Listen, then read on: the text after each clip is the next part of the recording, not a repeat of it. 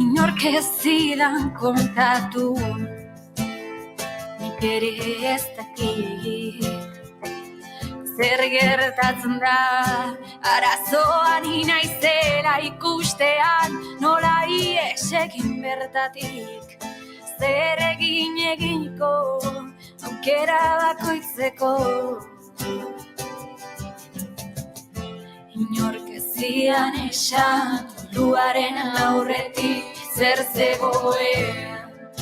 Haserre konstantea da, nirekin ondo ez egote konstantea da. Orduan konstantzia orekala, sormen koma konstantea da, golu konstantea da.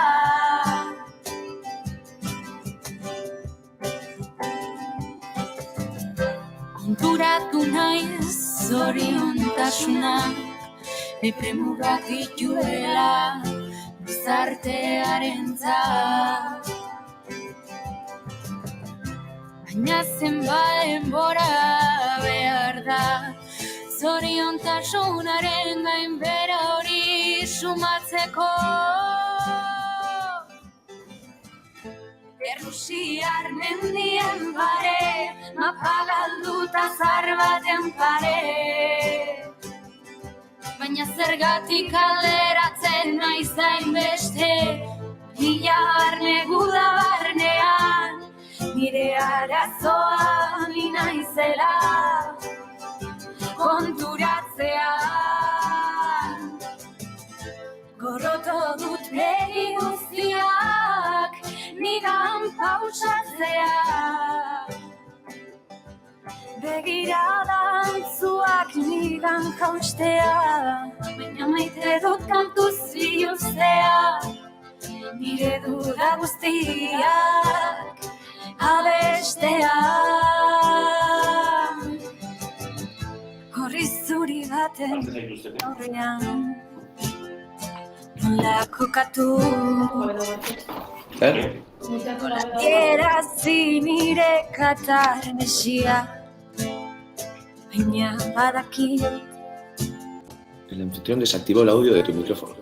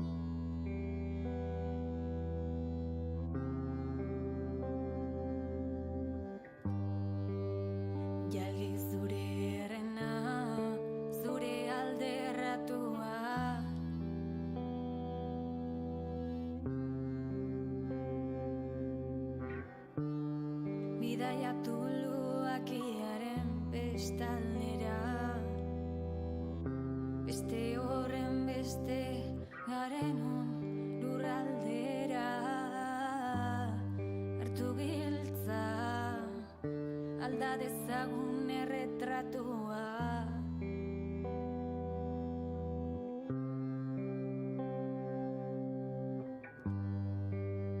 Grisa biaka koloretsua, zurra aragitsua, matxoa maritsua,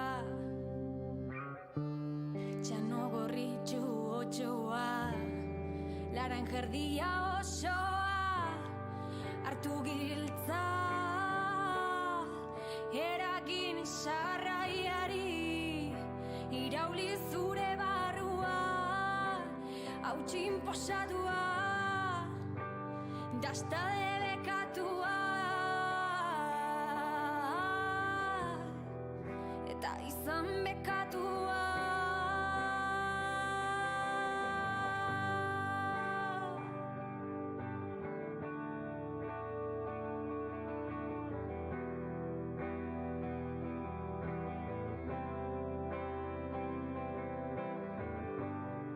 Hartu giltza, alda dezagun erretratua.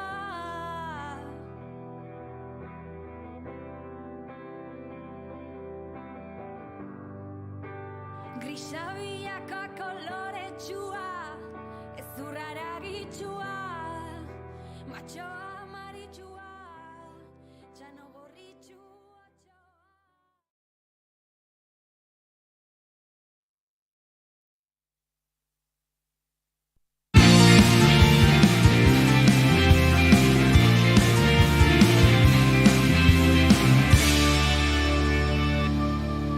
Naiz irratian, bigarren kafea.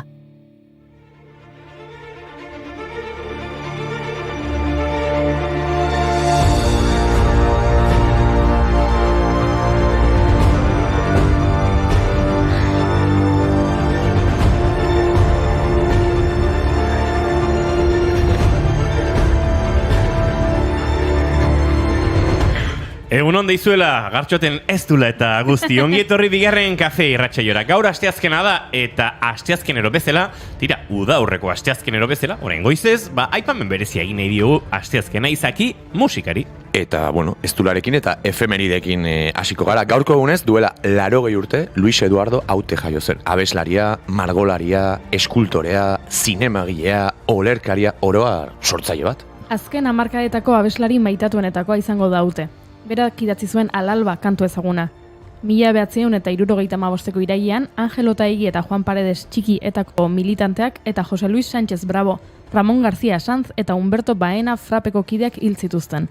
Egun batzuk lehenago frankismoak heriotzara kondenatu zituen eta ezin egon giro horretan sortu zuen Hautek kantu hau. Si te dijera, amor mío,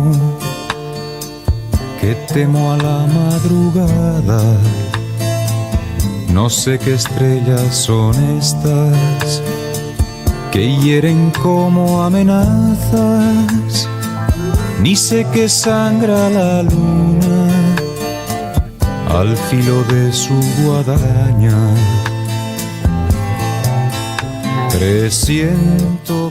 Iker Laurobak eta Jon Martinek abestiaren euskarazko bertsioa egin zuten gainera, Ana Narbartek ilustrazioak egin zituen proiektua borobiltzeko. Nor kostu dit apirila, proiektuko bigarren abesti izan zen Iluna Barrak izeneko hau. Proiektu ark 40 eragin zituen egoerak abesti bilakatzea zuen helburu, eta Haute garai hartan hiltzenez abestia euskaratzea erabaki zuten. Ez da apirila eta koronavirusak sortutako itxialdi garaiak pasa dira, baina merezi du abesti hau berreskuratzeak. Hauxe Hauterena eta beste hau berriz Lauroba, Jon Martin eta konpainiak egindakoa.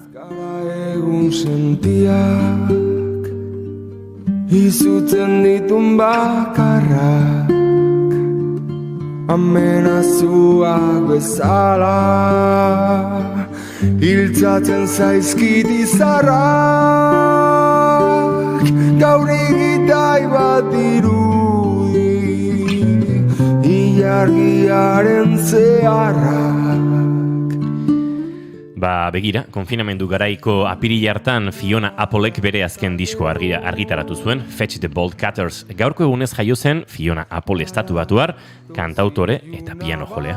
Bere kontraltoaren ahotsa pianoa jotzeko trebetasuna eta letrak idazteko sormenaregatik da ezaguna. Eta Charlie eta Txokolate Fabrikako Pure Imagination kanta abesteagatik. Take a look and you see into your imagination.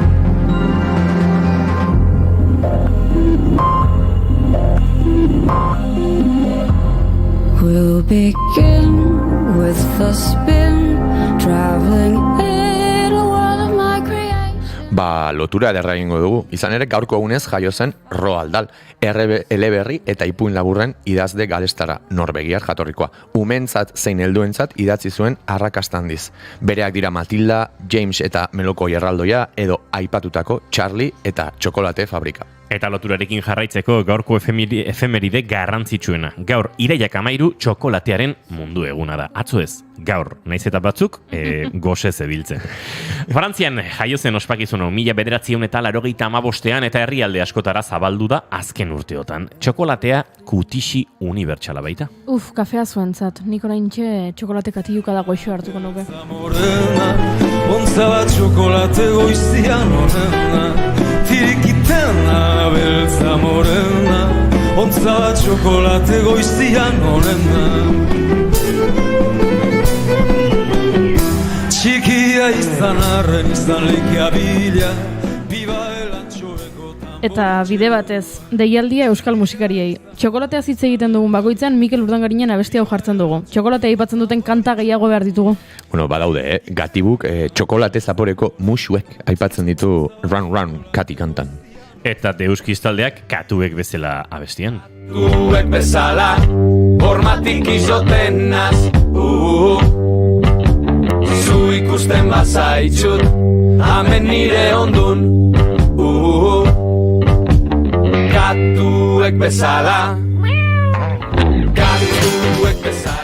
Baina efemeride guztiak ez dira txokolatea bezain gozoak. Gaur, duela 100 urte Primo de Riverak Espainiar estatuan estatu kolpea eman eta diktadura ezarri zuen. Eta gara oso iluna bizi izan zuen gure hizkuntzak urte hartan euskara ekitaldi ofizialetan erabiltzea debekatu zuten. 2 urte beranduago, gaztelaniaz idatzita ez zeuden testu liburu guztiak zentsuratu ziren. Eta euskaraz edo katalanez irakasten zutenek enplegua eta soldata galdu zuten. Primo de Rivera 1930ko urtarriaren 28an dimititu zuen, eta Damaso Berengerrek ordezkatu zuen. Euskararen egoera etzen aldatu eta denok dakigu zer gertatu zen 1937an Frankok boterea eskuratu zuenean.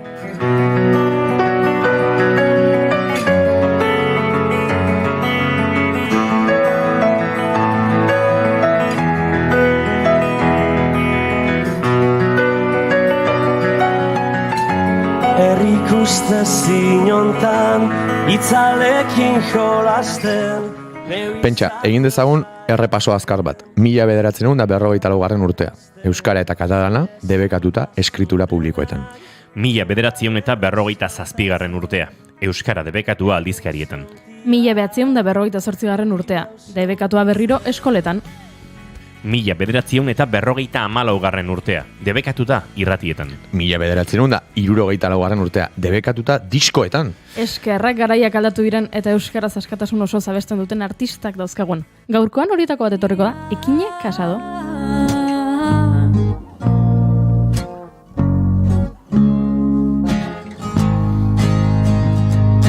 Dena ilasaigarri atzean, dena ainerraz ezagun zertarako, oinak lokaztu egan egite. Eta musikarekin jarraituz, Arkaitz Bilar elkarrizketatu dugu gaur, doinuetatik haratago tartean musika bulegoko langile eta musikazale amorratua. Eta Alex López gure atearen bestaldean daukagu, hor galduta, bigarren kafearen laborategiaren bila, baina bai, Ekilur proiektuko ordainketa sistema berri honen sortzailetako den Alex López, dagoeneko estudian daukagu, eta gaur ere izango dugu gurekin. Eta Josune Belez de Mendizabalek hankaz gora jarriko gaitu. Txiribuelta sekzioarekin dator. Magiaz hitz egingo digu, uste dut, ez dakit trikimailuren bat edo erakutsi nahi digula. Bueno, nahiko magikoa da saio honetan egiten duguna bai. Aizue, dena pres badaukagu hasteko moduan gara. Iraiak 13 ditu gaur eta asteazkena da, ongi etorri guztioi, bigarren kafera, naiz irratian zarete.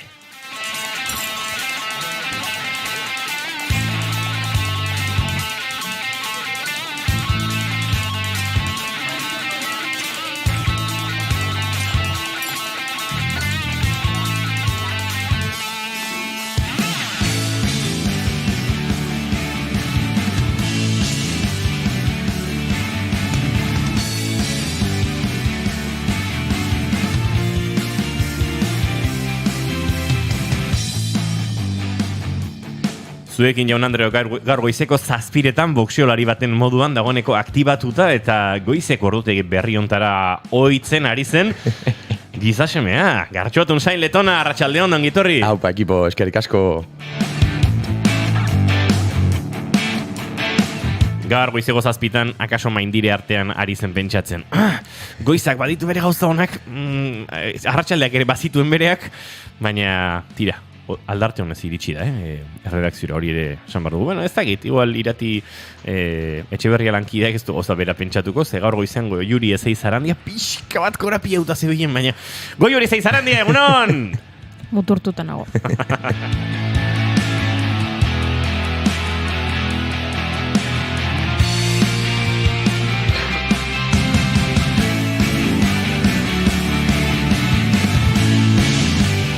Eta izketan ari zaizuena Inigo Asensio Elurbide gaur bigarren kafeak 623 du, iraiak 13, goizak 10 eta 18, gu hemen 3, urrengo 2 orduetan zuekin bat egiteko prest, naiz irratian zarete, bigarren kafean.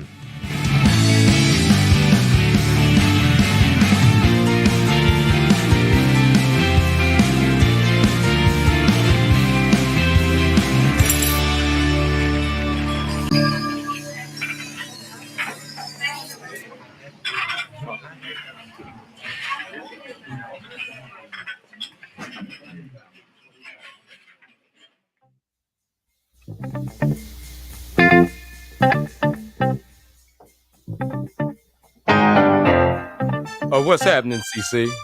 They still call it the White House, but that's a temporary condition too. Can you dig it, CC? To each his reach, and if I don't cop, it ain't mine to have. But I'll be reaching for you, cause I love you, CC. Right on.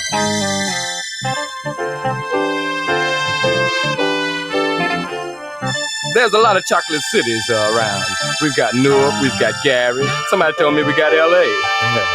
And we're working on Atlanta. But you're the capital,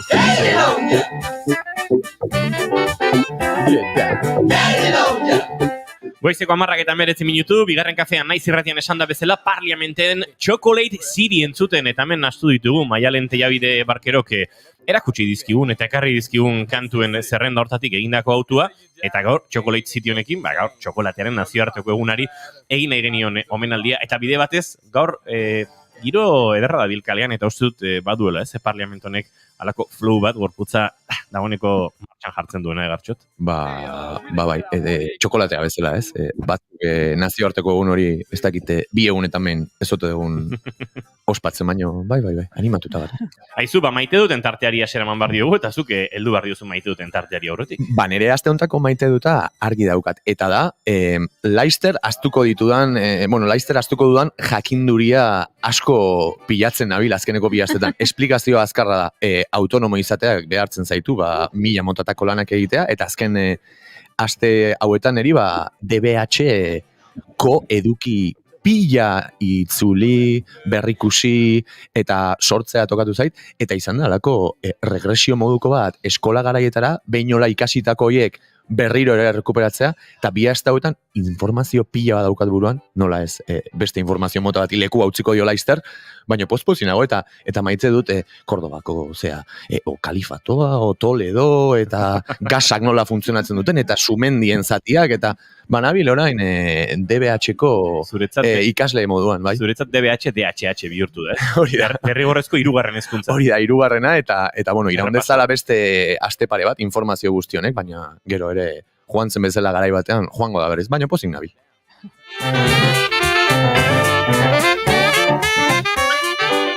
Goiuri ezei Zarandia! Zer? Zein da zure maite duta? Nik maite dut komunitatea kontzeptua. Ara? Bai, iruditzen zait oso politia dela, nola pixkanaka familia kontzeptua odola zaratago zabaltzen ari den, eta jendeak familia eduki beharrean komunitatea dauka. Gustatzen zait ikusten dudanean, ez dakit ez. Nire lagun batek aeroportura joan behar duela, eta duela urte batzuk izango zen, senarrak eramango zaitu, ez? Zure senarrak eramango zaitu, edo zure gurasoek eramango zaitu, eta orain izan daiteke, ez dakit, nire lagun batek joan behar du aeroportura, eta orduan elkarrekin joango zarete, edo etxe aldatu behar naiz, eta etorriko da nire lehengusina bat, eta bere mutia, baina etorriko da baita ere, zurekin, ez dakit, unibertsitateko ikasketak egin dituen pertsona bat, eta horrela, nola goazen sortzen komunitatea odola zaratago. Familia kontzeptua nola aldatzen ari den. Ze ona? Can y'all get to that? Easing in. In your stuff. Can't get enough. Josune Belez de Mendizabal, egunon, ongitorri. Egunon, zer modu? Zu ondo, eta gu? Zuek oso ondo ikusaituztet, gaina holan zelako erantzun sakona galdera honi. Bueno. Nik jarri duzuen flow horrekin, Inigo, Goiuri, Gartxot, nik esango dizuet, nire maite duta dela bizikleta. Bai, bai, bizikleta benetan, bueno, aurten, udan, bidaiatzeko aukera urtero egiten dugun zerbait da, bidaiatu bizikletaz, eta ematen du, lekuak, modu edo erritmo ezberdinan, disfrutatzeko, dastatzeko aukera, ez? Asko zer motelagoa, bestelako garraioa baino, gainera ez da kutsakorra, eta gasolina, zure hankek jartzen dute, eta nik bizikleta, hirian ere erabiltzen dut, lanera juteko, etortzeko, eta ematen ditolako, Noski, Green Capitalean bizikletan ibiltzea derrigorrezkoa da. Bai. Bueno, gero ere, ni horren kontra ere, esango nuke gero aparkaleku gutxi daudela, Gero hainbeste Green Capital, baina gero askotan aparkatzeko bizikleta... Ados, Gasteizko udalari beraz hemen eskakizuna. Bai, eskakizuna. Bai. Ondo da, segituan izango gara Josune Belez de Mendizabalekin Gasteiz inguru horretan, baina nik ere maite dut bota behar dizut, maite dut eza bota behar dizuet, ja hasi naiz. Asteazkena da gaur, 3. saio hortengoa, nire maite dut eza da, edo maiteko nukeena da, jendeak bere gordofobia kentzea eguneroko diskursotik eta gauzak aztertzeko modutik. Eta azken aldian gehiegi pasatzen ari zait, bai, hola oso erreskiritik, edo zer gaitarako, pentsa, pixu asko dauka. Edo, jendeak azkenan hori da ez dulako nahi osasuntxu jarri. Eta bestea, eta pixkate rebelatu egiten naiz, eta badakizu ez gertatzen den gauzi izena jartzen diogunean, badagoela akaso horren kontzientzia hartzeko zerbait ez, hori diskurso gordofobikoa da, baina hortik jotzen duzunean, jendea ere oso ala defensiba jartzen da. Eske jazin da zer esan, eta horrelako gauzak, eta ekitzitut konversazio batzuk, eta azken aldian, 3 pertsonekin pasazait, 3 kontestu ezberdinetan, eta oso, amorrutik bizi dutze, iruditu zait, jendeak oso erreskeritik hitz egiten duela eta gainontzekoen bizitza ulertu gabe, eta gero gordofobiaren, lodi egotearen kontzeptualizazio bat dagola, eurentzako izango dena, baina pixu eukitzea, gauza oso osasungarri izan daiteke, zu ondo baldin bazaude, eta hau inoiz Mai Etxeberria dietista nutrizionistarekin ere landu genuen, ez? Beraz, kendu zuen burutik aurriritzi horiek, gero gainera, uste dut badagoela, ez? Bere burua lodiago sentitu eta bapatean arinago sentitzen duenaren gainontzekoak kritikatzeko joera oso azkar bat, eta pixkan azkadutan abile horrekin eta uste dut badagoela, nonbait eztabaida publikoan eta diskurso pixkan manejatzen dugula, baina tarteka gogorarazi behar dugula stop gordofobia, relajatu jendea, lasai, bizi zuen bizitza, bizi zuen gorputza eta utzi gainontzekoena bizitzen nahi duen bezala.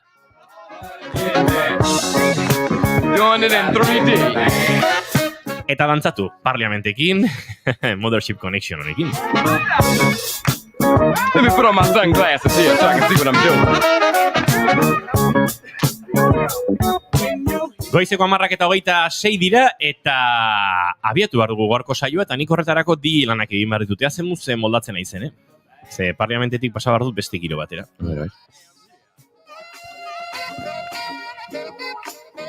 Bastante pasada. Ojo, ez da notatu. Igual, behar duna da baina, eskratxe batzuk igual behar dituenek, goiuri. Bai.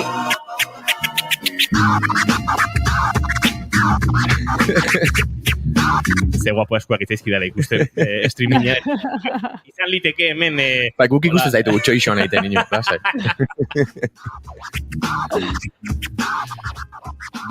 Josune Belez de Mendizabal, hau eskratxe soinua da, ezta? Ez da kasualitatea gaur gure bekarri zana. Hori da. Hau da, eskratxe soinua, ezta? Eskratxe aipatzen dugunean, hitz horrek esan nahi ezberdina dituelako, baina bai, egia da, hau ikusten dugunean, aurikularretan edo belarrian esku bat jartzen dugula, eta bestea diskoaren gainera, eta aurrera eta atzera ibiltzen gara, bai? Hori da eskratxe. Baina, bestelako esanahiak esan bezala baditu ere, bai, arramazka ere bada, ez? Eskratxe bat, edo pertsona baten kontra, manifestaldi herrikoi bat, edo, Baina guk bai, ekarri dugu eskratxe, baina gainera orain beste nunbaitera noa. Ez da, 3 hauetatik bat ere ez. Eskratxe gaua nator ekartzera, larun bat honetan, hemen Gasteizen izango dena, Baratza Aretoan, 17. edizioa da ja. 17 urtetan zehar egin den gau berezi hau. Eta pentsa ezakegu nondik dator izen hau ez, eta zergatik jartzen diote izen hau. bertan ikusiko diren, ze badira arte estenikoen lanak, bertan aurkeztuko direnak, eta nik uste, hau ez daukat nik konfirmatuta, baina uste dut Baratzako lagunek horrela eskratxe hori jarri ziotela, eskratxe gaua, ez hainbeste soinu horrengatik, baizik eta, azken finean, bertara ailegatzen diren proposamen artistikoak, berriak, prozesuan daudenak, edo frogatu gabekoak direlako. Eta hau nolabait publikoa beste aldean ere jartzen du, eta publikoak pentsa dezake, eta hau, ez da gustatzen zait, orduan, pixkat eskratxetik ere badauka, Azken finean, artista horiek badoaz frogatzera euren lana, eta gero publikoak aukera dauka horren osteko solasaldi batean galderak egiteko, kritika eraikitzaileak ere egiteko, eta oso interesgarria da, ze eskratxe gauak, olako dimentsio handia hartu du, eta Euskal Herritik eta Euskal Herritik kanpo, artista askok hartzen dute parte deialdian, eta gero deialdi horretan, kontatuko dute, baina 1, 2, 3, 4, 5, ustez 6 proposamen aukeratu dituztela, Baratza taldekoek, eta hoiekin abiatuko gara larunbat gabian, txaldeko 8:00-etatik, 11 edo lusatzen da, eta gaina da topaketa polit bat, pixkat irailan, danok bueltatzen garenean oporretatik, hemen kultur arloan gaudenok, eta ez gaudenok ere bai, ze horiek evidentemente ere bai gonbidatuta daude, elkartzeko proposamen ezberdinak ikusten. Esango izuet pixkat holan azkar baten zeintzuk egongo diren aurten? Bai, zehari gara ikusten gainera etxiontako, lagun direnetako batzuk ere badabiltzala hor saltxan. Bai, eta zurekin ordu asko igarotzen dituen beste bat ere, bai? Hori bakizue ondo, behitxu. Ez dakit, aukera daukana ikusteko, hor atzean daukadan poster horretan, badago gure Ane Gebara.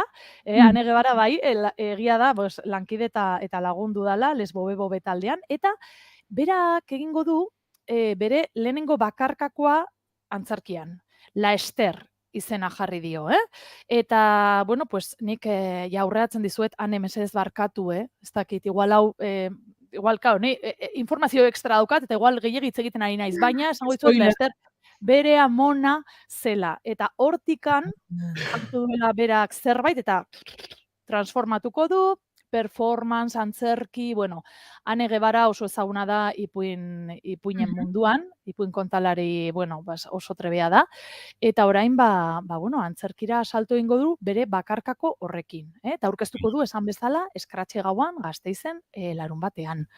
Hori Ane, gero Andrea Berboiz eta Peru Galbete, hauek egingo dute Bach desbariazioak izeneko obra, eta, biak dira musikariak, ez dakiz ekarreko diguten, Pero Galbeteia bada Baratzako laguna bebai, aurrekoan egon zen, Zurrunbilon, beste deialdi batean, eta oso interesgarria. Eta Andrea Berboaz, da Tripak kolektiboko kidea, eta, nik uste ere, zerbait, kurioso esaten dut nik, baina, ezberdina musikatik abiatuta, eta nik uste nahiko performatikoa ere izango dela. Asmatzen dudan nik zuen, esan duzue, hango lagunak ere baditu zuela, edo handikan ibilitako... Biak aipatu dituzu. Ane Gebara eta Peru Galbete biak egon dira hemen gure laborategian. Bitu, nik pentsatzen nuen esaten zenutela Ainhoa Alberdi eta Amaia Irazabalgatik, ze beraiek Gipuzko aldetik datoz, hauek ere oso lagunak dira hemen Gasteizen, Ainhoa Alberdik egiten du buto, dantza, Amaia Irazabalek proiektu ezberdinak ditu antzerkian, ikusentzunezkoetan, telebistan, eta hauek elkartu dira, eta ingo dute opera bufa izeneko zerbait. Ez que dana da zerbait, ze, klaro, hauek gauza berria dira, ez? Hor dago eskratxea, gero. Eta gero, begira, hau bai da kuriositate, aipatuko zuelenik eta ben, Mis Alegrias izeneko beste proposamen bat, hau dantza izango da, eta La Majara konpainiatik dator, Kataluniatik, eta Daniel Rosadoren soloa da. Bai? Baina esaten izuen kuriositate, juna espixkat ikusten Gabi Pedrosak egingo duena, eta Gabi Pedrosak, hortxe, ere aukera daukana ikusteko, hortxe dago, bere obrari jarri dio, ese podría haber sido yo. Sinopsia nahiko kuriosoa da, ze gertaera erreal batetik dator. antza ez, konfirmatuta dago, Filipinetan karaokea oso arrakastatsua da. Eta karaokea bada pixkat, desinhibizio puntu bat, gertatzen dena, pues, lanetik atera, eta ja ordu txikitan, ja pues, parranda bukatzeko, pues, karaokeak oso mitikoak omen dira Filipinasen, eta ezaguna den heinean Frank Sinatraren My Way, horra jartzen diela abesten da abesten. Zer gertatzen da? 2000 garren urtetik aurrera, lehendabiziko hamarkada horretan, erailketa batzuk gertatu zirela, karaokean kointzidituta My Way abesten ari ziren batzuen artean.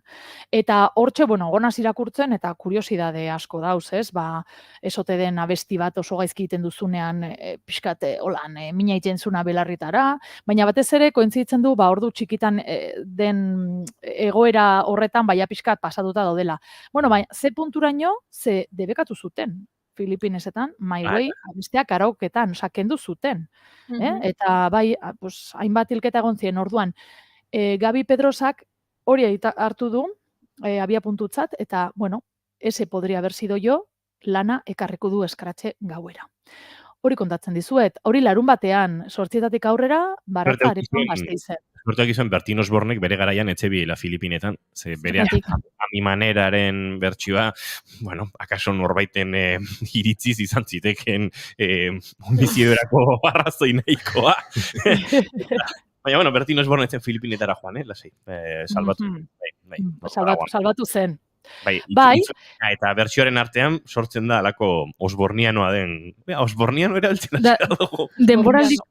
Denboraldiko lehen aipamena Bertin Osborni, eta ez da azkena izango, askorako ematen digu, bai.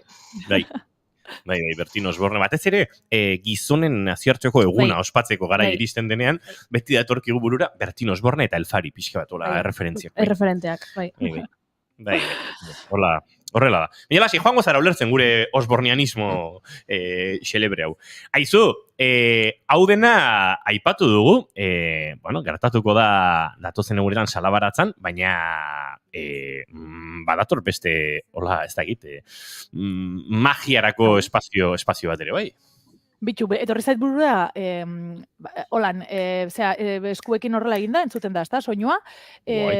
Cristina Ranson-Bengerren abestia, agotxaz japarez, hori magiare bada, ez? Agotxaz japarez koatula, bueno, pues... Zeinena, Josune, zeinena? Cristina Rosenbingen, esaten nuen. Vale. Rosenbingen zipiria. Edo Rosenbingen Mendizabal, edo... Rosenbingen, nik holan esaten nuen, bere garaian, eta hola geratu naiz, mesedez, ni bebai DBH-era bueltatu behar naiz, gartxot. Nik ez egin nola oskatzen da, baina egin duzu autozuzenketa bat, eta sonatu du Cristina Rosenberger edolako zerbait, eta pentsatu dunik, Cristina bera izango gote da, edo beste bat eta zarik gote da, eta horregatik galdetu dizute, pixkatxe eta askotan sartzea. Ai, maltzurra, bigarren kafea hemen eskura daukatia, hartu behar dut, ez nago pixkatu. Bueno, kontua da, hori, nik txiri buelta eman diot, esan du, eskratxe magikoa, hori, ez? Batez ere, magialdia izaten ari delako, hemen egun hauetan Gasteizen, astelehenean hasi zen, eta igandea bitartean, mundu osotik iritsetako 500 mago baino gehiago izango dira hemen Gasteizen, 42 profesionalen ikuskizunak ere eskainiko dira, nazioarteko magia jaialdia den honetan, nazioartekoa da, artista asko dago, eta, kuriositateen artean, aurten, Japoniatik etorritako mago batzuk daude, eta horren ondorioz, NHK, nik enuen ezagutzen, telebista publiko japoniarra etorri da ere Gasteiza. Hori kontatzen dizuen. Eta honekin txiri buelta doble tirabuzon, eta bertzuek, magia trukorik dakizue? Entzulek ere pentsa detzatela, Nik iten dut hola, eta galtzerdi batzuk galtze zaizkit. Horrek ez du kontatzen, ez? Hola, tak, eta ja galtzerdia faltatzen zaizkit. Nahiko antzekoa, nik egiten dut hola, eta kontu korrontetik dirua jute zait. Bueno, bai. Niri zuenetaz gain ez dakit zer gertatzen zaidan horrela egiterakoan, baina puak galtzen ditu dala, esaten. Bai, puak ere bai. Galtzerdiak aipatu ditu Gartxotek, puak ere bai. Nik egia esan txikitan izatezan ondokoari sudurra lapurtzearen truko hori ez. Neri biztan danez inorke etzian lapurtzen, bi esku behar zialako. Ez apirila eta ez sudurra, ez? Ez apirila ez sudurra. Baina, ez, ni egia esan, zalea izan ez, baina inoiz ez dut praktikan jarri, baina kuriosia handia sortzen didan arte edo disiplina edo Ni dena izan naiz beti magiarekiko eszeptizismoan bizi izan den pertsona bat, hasierkidan magoa bigarren kafera etorri zen arte. Ez dakizue, ze salto eman zuen Goiurik hortxe dagoen tokian, hasierkidamek asmatu zuenean, ez dakiz truko egin zion, bai. Baina asmatu zuen edo amaitu zen trukua, eta Goiuri egin zuen, ai! Grabatuta egon zan, gainera. Beldurtu egin nintzen. Bai. Pasa dira urte batzuk, eta oraindik ez dut ulertu nola lortu zuen egin zuena egitea. Beraz, ez nik ez dakit egiten, eta nahiago dut ez jakin nola egiten diren, bagian ohikoak diren truk horiek, ez? Nago, ez ote den Gasteiz magiaren iria. Eta ez Green Capital. Ia, bai. Baina hasierkidan Gasteiztarra da, dakizuen bezala. Horregatik, eta horretxe 500 mago elkartuko ditu bertan. Bai. Eta ni egon naiz, hasierrekin, eskenatokian, gainean, ni aurkezle bere trukoekin, nik ez dut asmatu. Eta begiratzen nuen, begiekin gertutik. Ezin asmatu zen trukoa. Eskatu behar diezu Gasteiztik aldegin aurretik 500 batera, hola, txas egin, eta bizilitentzako aparkaleku gehiago izate iriak. Ostra, ze hona inigo, hor egin duzu txiri buelta ederra. Hori magia zurea. Eskatuko dut,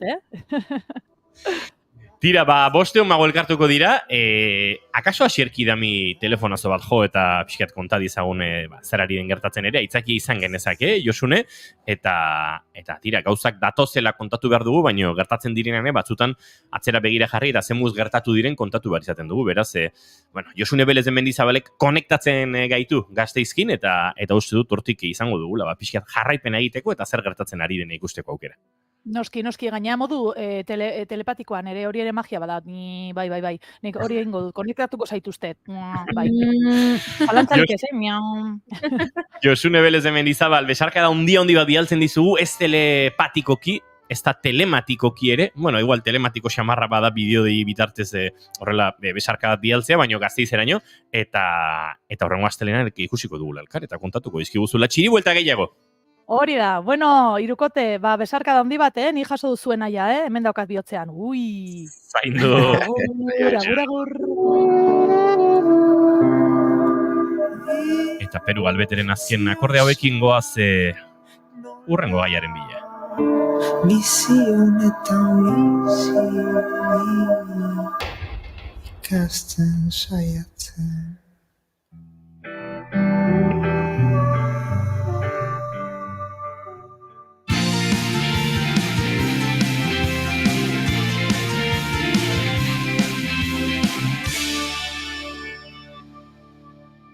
Emaiozu bigarren aukera bat egunari. Naiz irratian, bigarren kafea. 19 minutu 11etarako, eta esan da bezala, bagoaz aurrera, urrengo gaiazuekin elkarabanatu, eta gure urrengo gonbidatua aurkezteko asmotan, hementxe daukagu eta gurekin dagoeneko, gure laborategian. I'm a stone, but the river goes on, and the river goes on, and it's pulling me down.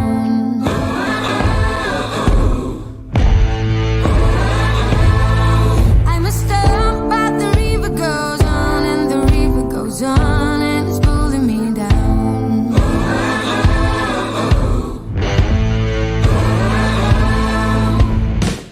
Akaso inorri gertatu zaizue? Nire kuadrian bertan gertatzen da. Kuadriako afari ostean kontuak egiten hasi eta bizumaren garaia inposatu dela ikusi. Baina aldiz, kuadriako baten batek oraindik erresistentzia egiten du eta eskudirutan ordaindu nahi izaten du. Edo ez dauka eskudirutan eta hurrengoan emango dizut klasiko bat bai, mago, eskakatzen diren mago horiek, ez? Eta hortxe abiatzen da eztabaida, ezta? Zergatik ez ote duzun, erosoa da eta osondo dator. Akaso zure kuadriako lagun horrek nahi du bere diruaren beste kontrol bat izan, eta dirua bera beste modu batera ulertzeko bidea emango duen sistema bat, alternatiba bat, alegia. Hori Eta hori baino askoz gehiago bada, herritik eta herriarentzat sortu duten ekilur egitasmoa. Gizabanakoen egunerokoan, saltokin orrainketen kudeaketan eta beste hainbat esparrutan paradigma berria, pixkanaka proposatu nahi duen proiektu alegia. Eta bere sortzailetako bat dugu gurekin esan da bezala bigarren kafean. Alex López, egunon? Kaixo, egunon. Bueno, esan da bezala, aipatu dut kuadriaren anekdota, baina askoz gehiago ere, bada, edo izan nahi du ekilur. Entzulen artean, Bilbotik entzuten gaituztenek, akaso, Hernanitik entzuten gaituztenek, batzuk ezagunagoa izango dute Euskal Herrian, eta beste batzuk gutxixiago, ez da?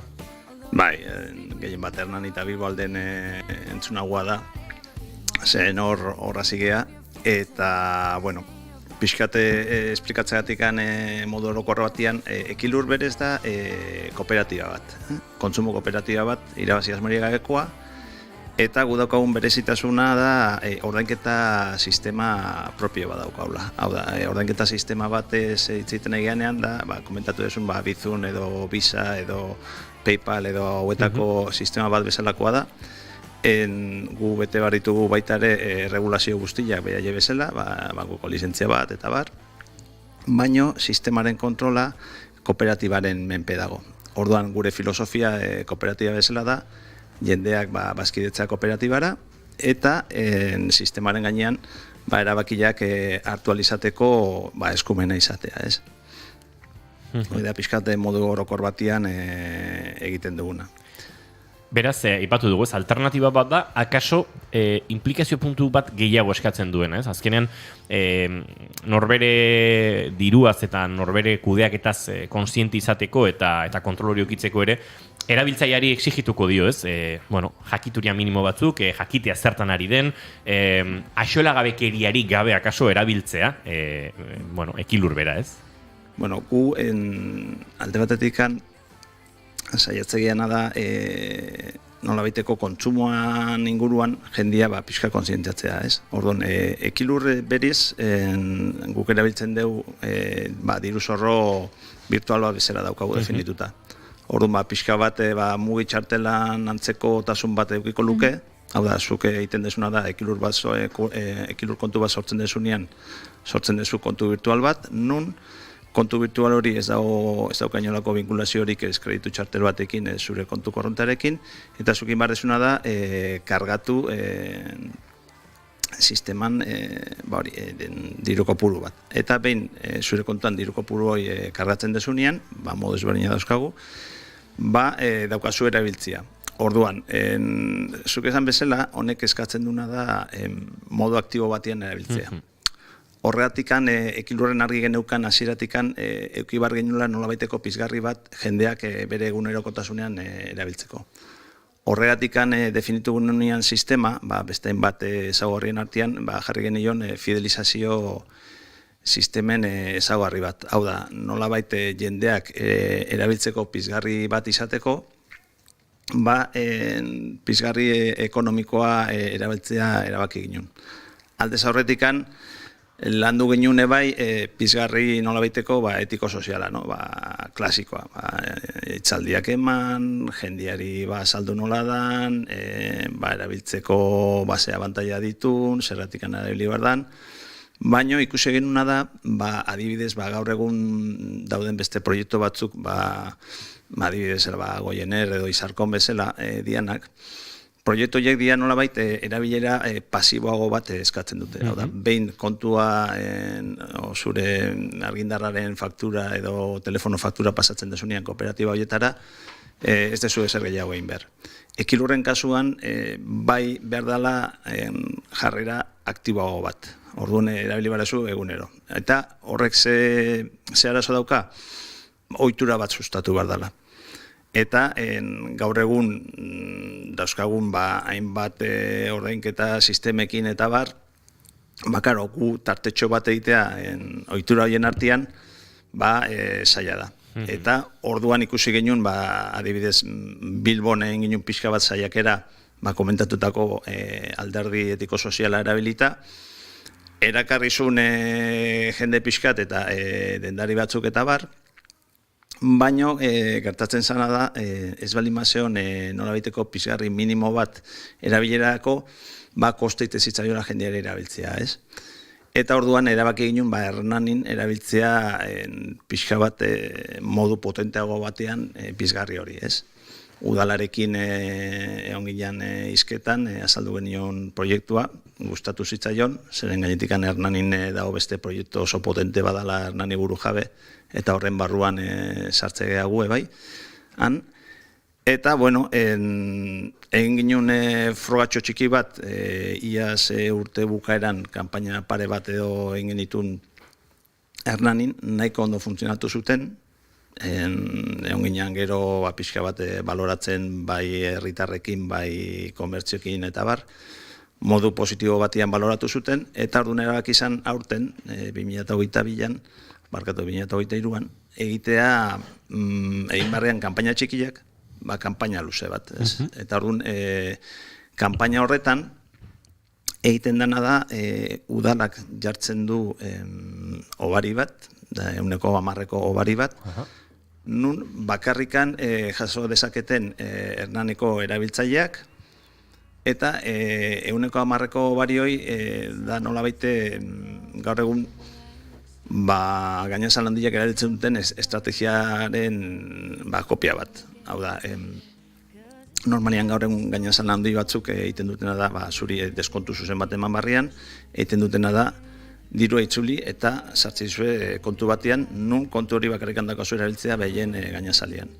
Orduan, guk egiten deuna da, Hernani mailan, erosketa bat egiten danean, udalak 110ko obari bat ematen dio erabiltzaileari, baino bakarrikan erabili dezakena Hernaniko sarean. Orduan, helburua da pixkanaka ikustea honek benetan eragin bat duen herriko dendetan, benetan eragin bat duen erabiltzaileen erosketa ohituretan, eta horrekin batera, aztertzen nahi gehien bat ikusten egena da, hau, pixkat esperimentu sozial bat bezala, no? Eta ikusten egea, gauza, kurioso batzuk. Adibidez, eskuratzen egean informazioa Hernaniko merkataritza egituraren inguruan, dauzkagu 110 komertzio dola. Horren da, gutxi bera, Hernani egitezken den eren bat. Baina jadanik aigeateatzen egitura bat eta ohitura batzuk eta nolabait erosketan inguruan informazio batzuk nahiko interesgarriak eta erakusten nahi zaiguna banketxeek eta kreditu txartel bidez jasotzen duten dagoen informazioa norbanakoena dela beldurgarria. Baina beldurgarria. Esan nahi, guk ez gehalako fijatzen norbanakoetan, baina bai ikustezakegula fijatzen baldin bagean norbanakotan, erabilera intensibo egiten duna ekilur sistemakoa, bai ikustezakegula ze ohitura dauzkan, nun erosten duen, zenbat erosten duen, noiz erosten duen, eta perfil finantziero bat nahiko potentea atea daitekela gu daukagun informazio eskasarekin. Orduan, hori bai nahi da beste kontu bat kooperatibatikan komentatzen deguna. Hau da, kooperatibatik ekilur sistemarekin egindako ordainketen informazio hori kooperatiban gelditzen da. Eta zu kooperatibako bazkide izan da, informazio hori da zure kontrolpean. Hau da, informazio hori ez da ateako kooperatibatik. Hori da, beste nolabait balio gehigarri bat egon daitekena, horren barruan. Baina, bueno. Orduan, Ani Ernok, pasaden urtean literatura Nobelsaria irabazi zen idazleak, badu liburu bat, non esaten duen bere burua, bera baino hobeto ezagutzen duela kutxazainak, supermerkatuko kutxazainak, esaten du, ni baino, nik neure burua baino hobeto ezagutzen nau kutxazainak, dena erosketarien bitartez, informazio ugari ematen dio dalako, badakielako noiz daukadan bikotea gauzak gehiago erosten ditu dalako, edo noiz egon nahi zen aurdun, edo noiz nagoen hilekoarekin, edo noiz nagoen triste, eta Eta noiz noan oporretara, eta... Ez nagoen triste eta txokolate erosten dudan. Gaur txokolatearen nazioarteko eguna dela esan da esan gabiltza. Erosketarekin informazioa, bankuari ematen diogun informazioa, Eta inkostienteki gaina, ni aserien zuten ari nintzen, eta askotan paradigma berriak, edo zuk aipatzen zenuen bezala, ohitura berriak garatzeari CRZ-lorekin begiratzen diogun batzutan, ez? Eta zenbako kostatzen zaigun aktiboki egitea, eta bestalde, gaur egun egonkortu ditugun jarrera asko, inkostienteki, jakin gabe, ondorio dituzten, eta ze informazio maila ematen duten egia esan, beldurgarria da. Beldurgarria da. Guk informazioa eman behar diogu entzuleari, entzuten balin badituzte ibilgailuen bozinak, alako protesta giroan dabiltza, Tolosako Asunción klinikan osasun sistema publikoaren baldintzak bereganatu eta sistema pribatu eta nahiko biziatu horri buelta emateko, eta horiek dira entzuten dituzuen bozinazuak, bat egiten duguren aldarrikapenarekin bide batez, baina norabait irudi sonoroa askotan kokatu egin behar da, eta esango dute zergatik entzuten da hori guztia, mentxe ate onduan dozkegulako bozina jo eta jarraitzen dutelako, zilegiren borroka horretan. Aizu, Alex, Kilur proiektua aipatu dugu, Hernanin, Bilbon, edatze prozesu batean dagoela irakurri dugu, edatu nahi duela. Eratu nola gertatzen da hori, udaletxekin harremanetan, oso merkataritzatik ere aztertu dugu, ez dakit gizabanakoen arteko diru transferentzia txiki horietarako erabilgarria baden, lehen aipatut ez, kuadriaren eta bizumaren beste paradigma hori, eta zein da tokia eta zein izan daiteke azteko bidea edo? Bai, gu sartu gea udaletxeen bidez, zen komentatu duzun bezala, gauza berri bat da honian, hau da, pixkat alternatiboa dana, aurrengo gauza da errezelo bat, ez balin bazuaz nola baiteko berme minimo batzukin, udaletxe baten eskutik adibidez, oso zaila da sartzea gaur egun herritarren ohituretan, ez? Orduan, guk planteatzen duguna, da alde batetikan zabalkundea izatea udaletxeen bitartez. Hau da, guk ikusten duguna da beti udaletxeen bidez sartzeko baldintza ezinbestekoa bezala. Zen azkenean gero udaletxeak da gero zabaltzen lagunduko duna herri mailan. Guk naizta merkataritzatikan sartu, merkataritzatikan da errexena sartzea, baita ere aztertzen nahi geha gizarte alderditikan sartzea. Hau da, nola baita diru laguntzen kudeaketan ebai, hor azterketa bat egiten nahi geha, eta, ikusiko dugu datorren urteai begira nola bidatzen deun hori, baina gu nahi deun azkenian da udalak bere aurrekontu publikoaren zati bat sistemaren bidez bideratzea zergatik. Ekilur sistemaren bidez bideratzen desunean diru publikoa, ziurtatzen desuna da diru publiko hori denbora gehiago egongo dela herrian. Zen azkenian sortzen naizean sare hori iten duna da dirua erakarri, erraztasuna sartzeko sarean, eta zailtasun txiki batzuk jartzeko ateatzeko. Orduan, diruakin ikusi deuna da, pixka bat ura bezala dela, ezta? Orduan, zuk diruari jartzen balin behar duzu oztopo txiki batzuk, egiten duna da, saiatu bilatzen bide bat nolabait oztopori gainditzeko. Gauza da, zuk interesatzen zaizun tokian jartzen balin behar duzu oztopoa, ura, dirua, jungo da, zuri interesatzen zaizun tokitatikan. Eta orduan, hori da, nolabait pixka bat baitare nahi deuna jendia ulertzea. Jendiak kontrolatzea balin badu, diruaren zirkuituan nundikan sortzen dan eta diruan nundikan jungo dan, azkenean lortzen desuna da diruaren kontrol moduko bat. Hau da, ez dezu dirua sortzen ezin delako sortu, ilegala dalako, baina bai daukazula kontrolatzea diru hori nundikan ibiliko da. Hau da, pixka bat ura bezala. Eta zu jartzea almeituzu traba batzuk toki batzutan eta erraztasuna beste toki batzutan, dirua jungo da, zure interesatzen tokitara. Ondorioz, komentatu bezala, udalak, nahi deuna da udalentzako tresna bat izatea politika ekonomiko bat eiteko, ekonomia lokala sustatzeko, babesteko, eta nolabait dirua bere inguruan mantentzeko. Eta gero, bestalde nahi duna da, herritarrak bai, behaien nolabait erantzunkizun parte bat hartzea, bai herritarrak, bai saltokiak, orduan, nolabait gu komentatzen deunean dala nahi dula eraiki ordainketa sistema bat publiko eta herritarra pixka bat hortagoaz. Hau da, nolabait udalak eratzea tresna bat bezala, baina bestalde herritarrak bai izatea kontrol minimo bat tresna horren gainean. Eta nolabait kontrol aktibo bat. Alex, labur, goizeko 11ak bueltan ditugu eta informazioare hitzartia egin behar diogu, baina nola visualiza dezake entzuleak aplikazio bitartez lan egin behar du, aplikazio taktil bada mugikorretik, txartel bat dago leheno mugia aipatu duzu, nola da fisikoki edo, virtualki bada ere ekilur?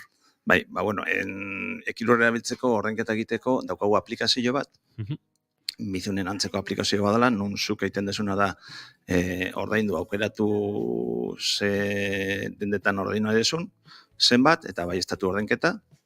Eta gero daukagu baita ere giltzatako bat, QR kodigo badaukana, pentsatuta dala pixka bat arrakala digitala gainditzeko, nun funtzionatzen duen pixka bat kreditu txartelen antzekoa. Hau da, erabiltzailea juten da giltzataka horrekin dendara, dendakoa bai mugikorra bardula, eskaneatuko dio QR hori, jarriko dio zenbat ordaindu bardun, eta gero sistemak pin bat eskatuko du dendarien mugikorrean, dendaria pasako dio mugikorra erabiltzaileari, jarriko du pina, eta listo. Ondo sartzen baldin badu, ordainketa ingo da. Aizu, Alex López, ekilurre egitasmonen sortzailetako izaki, eskertzen dizugu gaur gurera horbildu izana, proiektuaren berri ematera, baina proiektuaren berri ematen jarraitzeko konpromisoare hartuko dugu, beraz, edatzen zoazten enean, herri berritara heltzen zoaztela, edo proiektuak beste adar berriak hartzen dituen moduan ere, jarraituko dugu ahotsa ematen eta gure entzuleekin elkarbanatzen. Eskerrik asko, eta guk arratsaldeko bostak, oraintxe arratsaldeko bostak. Arratsaldeko bostak? Oiturak zer diren, Egoi belategi agurtu behar dugu bigarren kafearen lehen ordu amaitzen den honetan, baina goiz ez ari garen ez eguerdiko 11ak dira zuzenean, naiz irratian. Egoi belategi arratsaldeon. Ez dakit, nik arratsaldeon esan ez jarraituko dut, nik inigo zer modu zaudete. Goizeko 11etako boletina bai, ohituko gara, lasai. Izen propio bat nabarmentzeko goizeko tenore honetan, Amaia Abandarena bere izan delako Gladys Sariaren 3. ediziaren Garaia.eus fundazioak jakitera eman duenez. Ingurune digitalean aritzen diren emakumen lana nabarmendu du sari honek eta bide batez gaztentzako erreferenteak sortu. Epaimaiak irabazlearen disiplinartekotasuna nabarmendu nahi izan du, izan ere matematikaria da ikasketaz eta arlo informatikora bideratu ditu interesak formazio osagarria eta baita bere jardun ere. Abanda Donostian jaio zen, 1989 urtean ibilbide akademikoari dagokionez, matematikaria da, Bartzelonako Unibertsitate Autonomoan burutu zituen ikasketak. Jarraian, konputazio ingeniaritza eta sistema adimentsuko masterra egin zuen Euskal Herriko Unibertsitatean eta tesia aurkeztu 2022 urtean. Gaur egun teknalia ikerkuntza zentroan dihardu lanean, datu zientzian ikerlari bezala, ikertzaile lanez gain ekimen handiko emakumea da eta azken urteetan lankidetzarekin, divulgazioarekin eta genero berdintasunarekin erlazionatutako hainbat proiektutan parte hartu du. Guzti honengatik aukeratu dute bera izateko aurtengo Gladys Sariaren irabazlea, esatea sari banaketa irailaren 26an izango dela, goizeko 11etan Euskal Herriko Unibertsitateko Informatika Fakultatean. EHU aipatuta, esatea baita ere, goizeko 11:30 izango dutela ikasurte berriko ekitaldi hasiera ofiziala, Gasteizko kampusean, bertan Iñigo Urkullu lehendakari izango da, eta horren aurretik irakaslegoaren protesta ere izango da prekarizazio prozesu baten ondorioz, soldata minimoak 1.200 eurotik 800 murriztu dituztelako kasu askotan, kampus horretako langile den Iñaki Zalduak gaur goizean gogora ekarri digunez. Gainerakoan politika kontuak eta berriz ere Madrilera begirakoak entzule, amnistia lege baten sorreraren aurkako ekitaldi handi bat deitu duelako PPek Madrilen Alberto Núñez Feijóoren inbestidura eztabaidaren atariko. Alderdi eskuindarrak azalutakoaren arabera ekitaldi hura irailaren 23 edo 24an antolatuko da. Kuka Gamarra PPko idazkari nagusia entzungo duzue Antena 3-en. Y en ese sentido ya les avanzo que el fin de semana del 23 y 24 de septiembre el propio Partido Popular Popular va a impulsar un gran acto en Madrid que será abierto, si el tiempo lo permite, para que la sociedad pueda participar y sobre todo de rechazo a cualquier instrumento que... Esan bezala, irailaren 23 eta 24 astebururako deitu duela ekitaldi ura PPek Madrilen prozesean kondenatutakoei eragingoliekin amnistia legearen aurrean herritarrek euren gaitzespena erakuts dezaten. Baina tira, hitzorduaren helburu politikoa ezin ahaztu, elkarretaratze hori Alberto Núñez Feijóoren investidura saioaren aurretik egingo delako, saio hura uztailaren 26 eta 27 dago deituta eta gogora ekarri behar dugu, une honetan Feijóok oraindik ere ez dituela nahikoa babes espainiar estatuko presidente izateko. Azkar batean, nazioartean aipamentxoa baita ere, bi lider bilduta daudelako ordu honetan, Vladimir Putin eta Kim Jong-un, Errusiako presidentea eta Ipar Koreako burua urrenez urren. Kosmodromo siberiar batean hartu du Putinek Ipar Koreako buruzagiak 2019az geroztik aldebiko bigarren goi bilera izango dena burutzeko. Badirudi, gidoi guztietan dagoen gai nagusia, armen salerosketa litzatekela. Munizioa behar duelako Putinen armadak Ukrainako gerrarako eta berriz badirudi arlo nuklearrean abantaiak lortuko lituzkela Ipar Koreako gobernuak. Goizeko 11:04 minutu ditugu, errepidetan azkar batean esatea besterik ez, ez dugula aparteko goraberarik ordu honetan, onaino momentuz beraz, bigarren kafearekin uzen zaituztegu, eta ea biharko egunez inigo lortzen dugun goizean gaudela ohartzea.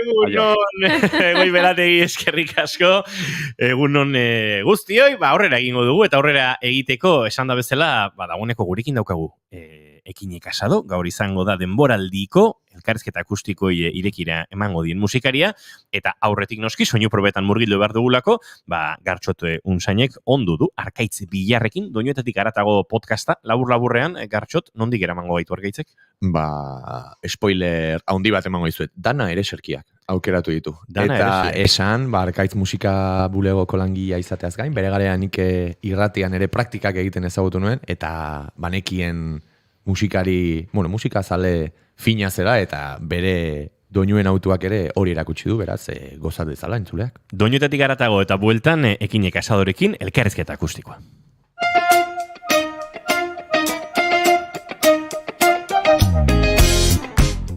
Kaixo entzuleok, ongi etorri doinuetatik haratago podcastaren denboraldi berrira. Badakizu hemen, astean behin bilduko garela, jendearen kantu kutxunak zeintzuk diren ezagutu eta gure belarria pixka bat gehiago gozatzeko. Aste honetako gonbidatua Arkaitz Bilar laguna da.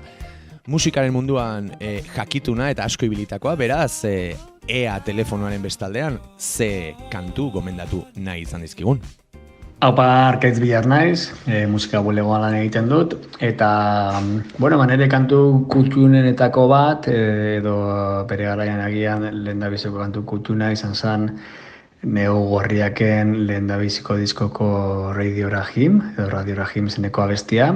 Hor, goinin geunden gu, kuadriako batzuk, goiniko udalekuetan, eta hor gau bela edo gau playback gau bat edo egin genuen, eta horra bestu genuen kantu hau, hor deskubritu genuen.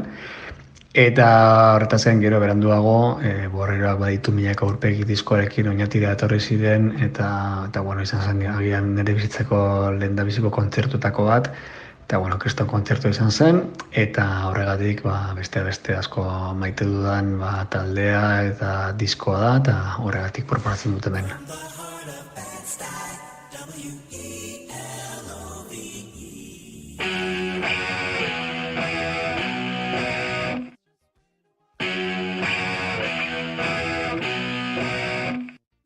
Ikusita neukan, amodio eta gorrotoa, askoskoetan, tatuaturik, baina ukabilka, ibiltzeko, atzakantzi behar dituzu, eta pasutan, amodioarekin, bestetan aldiz gorrotoarekin, eta pasutan, amodioarekin, bestetan aldiz gorrotoarekin, horrelakoa da, bizitza, egintzazu, behar duzuna, horrelakoa da, bizitza, egintzazu, behar duzuna, horrelakoa da, egintzazu, behar duzuna, horrelakoa da, bizitza, egintzazu, behar duzuna, bati horixe da, gustatzen zaidan mugimendua, raparekin dantza orduko,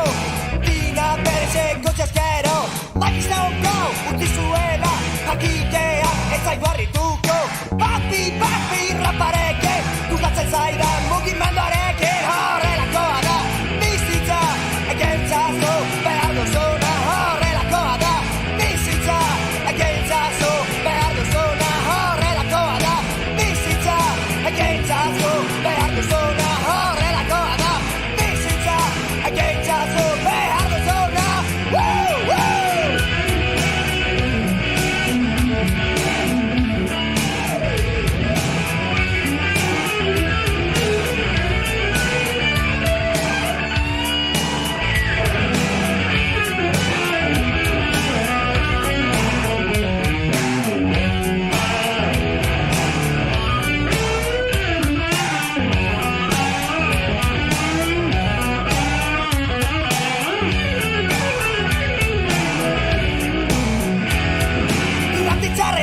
errepresioaren kontra zinta bakarrako jukatzen du poliziek radio rajen ikutenean zabaldo zoan ezagutarazi berri txarra radio rajen heldutela eta pizzeriako fiskalitako hormetan Martin eta Malkon azalduko dira horrelakoa da bizitza egintzazu behar duzuna horrelakoa da bizitza egintzazu behar duzuna eta batzutan amodioarekin bestetan aldiz gorrotoarekin eta batzutan amodioarekin bestetan aldiz gorrotoarekin horrelakoa da bizitza egintzazu behar duzuna horrelakoa da bizitza egintzazu behar duzuna horrelakoa da bizitza egintzazu behar duzuna horrelakoa da bizitza egintzazu behar duzuna.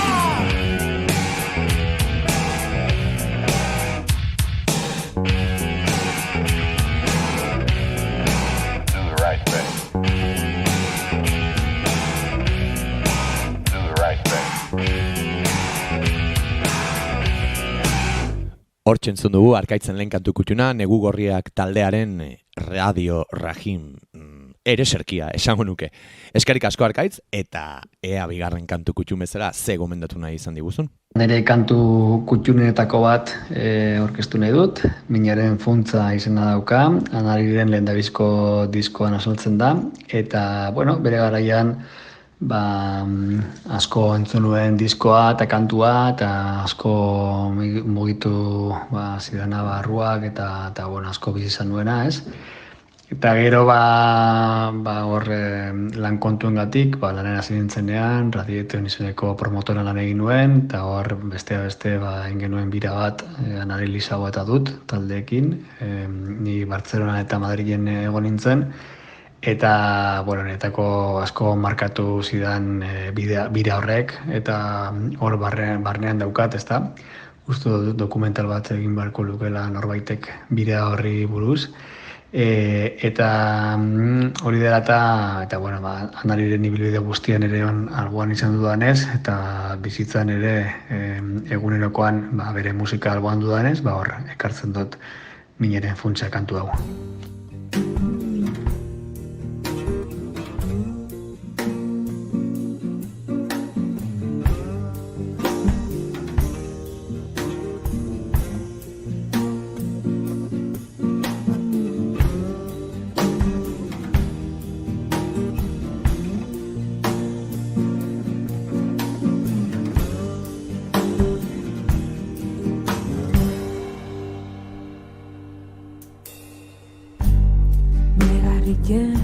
Dudanean hortzaudezu beti hor geldik niri so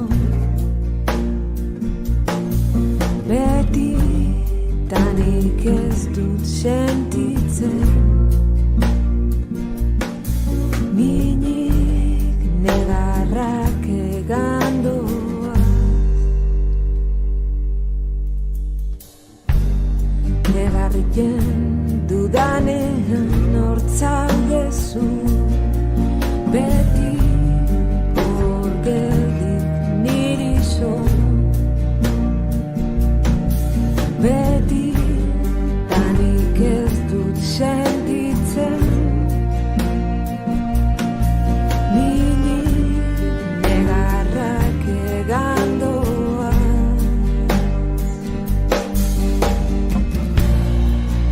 zer hilda jaiotzen zaizki barruti lurra busti baino lehen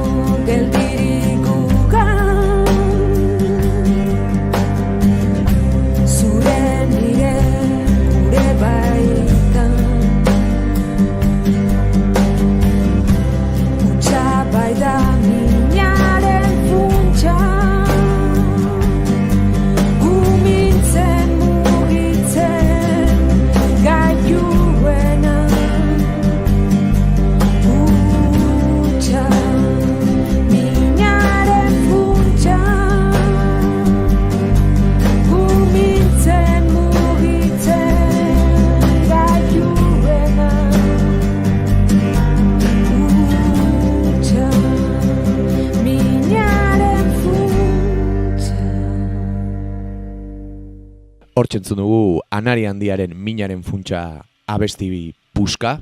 Ez dakirenentzat Anarik urte asko benetan daramatza izugarrizko musika egiten, eta benetan plazerra da, akaso azken diskoak gehiago entzun ditut, baina Arkaitzen Autuak 1987 urteraino eraman hau hain zuzen ere, Anarik bere izen bereko diska kaleratu zuen urtera, beraz, izugarrizko bideo paroa edukitzen ari den artista itzela dugu, Anari, eta plazerra izan da, Arkaitz, pixka denboran atzerago joan izana, beraz, eskerrik asko honengatik ere bai. Ea 3. kantu kutxuna ze aukeratu digun? Kantu kutxunenen artean aurkitu dudan edo gogoratzen dudan abesti bat, Fugazi taldearen White Room da. Gure belaunaldian himno moduko bat izan zen kantua, eta gaur egun ere uste dut hor mugimendu alternatiboan eta himno bat dela, asko markatu egintuen Fugazik, gainera Euskal Herrian bere garan zuzenen ikusteko aukera izan genuen, Jamaretoan, eta horretaz gain, Discharge diskoetxea, eta hor egon ziren, eta gure belaunaldia edo garai horiek behintzat, asko markatu gintuen mugimendu guzti horrek, eta hori dela eta, ekarri dut gaurko abesti hau, Waiting Room, Fugazirena.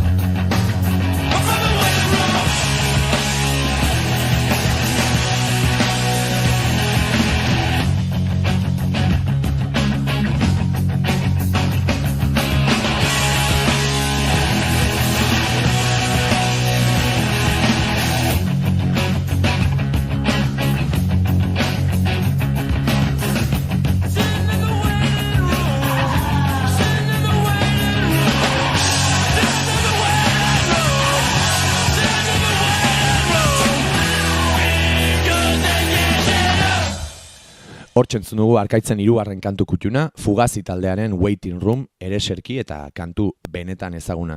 Entzun dezagun telefonoaren bestaldean Arkaitzek gaurko programari agur esateko 4. kantu kutxun gixan zein ekarri nahi izan digun. Nire kantu kutxunen errepasuan, Bilboko Kanzermun taldea ekartzen dut orain. Kanzermunek 1990 urtean argitaratu zuen Hunted by the Snake izeneko diskoa. Guk oinatin beranduago antolatu genien kontzertu bat, eta hor etorri zirenean, garai hortan ja Murrum izeneko beste diskoa gaztetxo ere argitaratu zuten, eta Josetxo Anituari, taldeko kideari eskatu nion, ea mesedez disko hau, ja deskatalagatua zegoen diskoa, kopia bat edo ekarri alzidan, eta zinta batean, kaset batean grabatu zidan, eta egia esan, pila gustatu zitzaidan disko hori, psikodelia, noise rock estiloak nahazten ditu, oso gordina, disko gordina, energiaz betea, eta asko gustatzen zaidana, eta disko irekitzen duen Ramblin zeneko kantua karri da dut orain. Cancer Moon taldearen Ramblin abestiarekin emango diogu amaiera gaurko saioari. Eskerrik asko Arkaitz Bilar zure kantu kutxunak gurera ekartzatik, eta zuei, hurrengo astera arte, gozatu!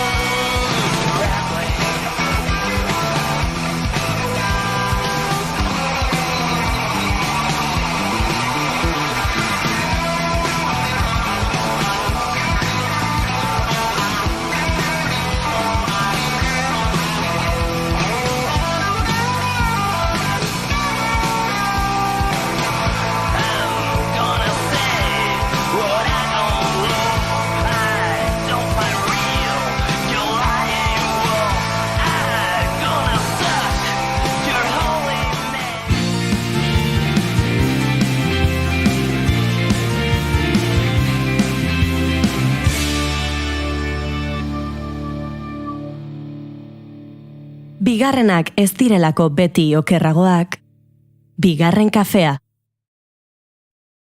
Dena hila bainkor, tani horren maldar,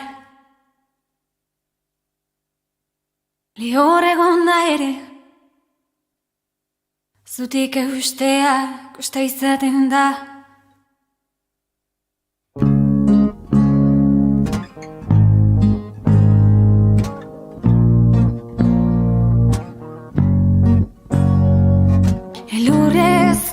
Bide baten oinatzak utzi gabe aurrera egitea, atzera begiratu gabe, atzera begiratu gabe, elur malutak bilatzen ditugu azalean, inguruan dena zuri dagoenean, kezur malutak biltzen ditugu barrenean, inguruan dena beltz dagoenean.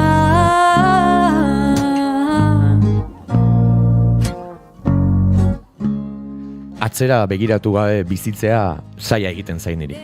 bertan topatzen baititut nostalgiaren magalean oroitzapen sortarik ederrenak. Bidean ikasi eta heldu bihurtzeak beti eman dit galtzen ari naizenaren sentsazioa. Baina akaso hori da giltza. Ni ere artelaman naizela sinetxi eta sormen koma konstanteari heltzea. Ikasitako eta sentitutakoei doinua jartzeko. Ekine kantautore arrasatearra dugu gaurkoan gurean, 2021 urtean besterik ez lehen disko edo epe laburra kaleratu zuen, eta guk bigarren kafe hartuz, geroztik egindako ibilbidea, honen atzeko motivazioa, eta bere etorkizuneko planak edo asmoak ere ezagutu nahi ditugu gaurkoan. Ongi etorri, ekine eta eskerrik asko gurera hurbiltzeagatik, bigarren kafea hartzera, goizez, Inigo, goizez, eta egunon, eta ez laberan, egunon beraz. Hasi ingo naiz, Wikipedian investigatzen aritu naiz, Sherlock Holmes gixan, beti egiten dudan bezala, eta Wikipediak aitortu dit trikitilari izan zinela, nere klubekoa, beraz, eta oraintxe ere off-record aipatu jazu urte asko pasa direla, baina pixkat iraganetik heldu nahi diot, eta galdetu nahi nizun, nera bezaroan nola heldu zenion gitarrari, ez? Zer bultzatuta utzi edo baztertu zenuen tikitisa bezalako instrumento bat, eta nola heldu zenion gitarraren bideari? Egisa da, beti guztago izan jatela gitarria, Osea, hasi nintzen trikitixan, ez dakit, zan kaletik ikusten hau nabe bai, ez? Arrasate bai, izan da herri oso musikal ordan ikusten itxon bai, trikitixa panderoak, baina bai gitarrak, eta estilo horretako bai musika, ez da. Eta hasi nintzen, lehengo, zazpi urtekin hasi nintzen panderuakin. Eta gero hortia hasi nintzen trikitixakin eta bueno, gero ja, trikitixa, zan asko teknika, kantatzeko be, zeltxua hau ez, gehiago da jotia, eta bai kantau, baina gitarrak bai ematotzula beste aukera batzuk, bai trikitixak ez dutzunak emoten. Eta hori, horregatik hasi nintzen. Espresatzeko akaso erabilgarriagoa da gitarra bezalako instrumento bat, ez? Eta errexagoa bai. Bai, gogan daukanik trikitixarekin nahiko larri eta horrelako abestiak ze burua uste ikartzen zizkiguten. Eta adibidez, trantsizio horretan, trantsizioa, aipatu duzu txikitatik erakarri zintuela, baina trantsizio horretan argi zenuen gitarra espresabide bezala erabiltzean zer egin nahi zenuen, zenukan argi nolako kantuak, nolako musika egin nahi zenuen, edo gehiago izan zen gitarrak berak eraman zintuen espresabide batea, edo aurretik bazenuen, ez dakit nola aipatu, egin nahi zenuen zerbait, edo naturalki heldu zenion bideari.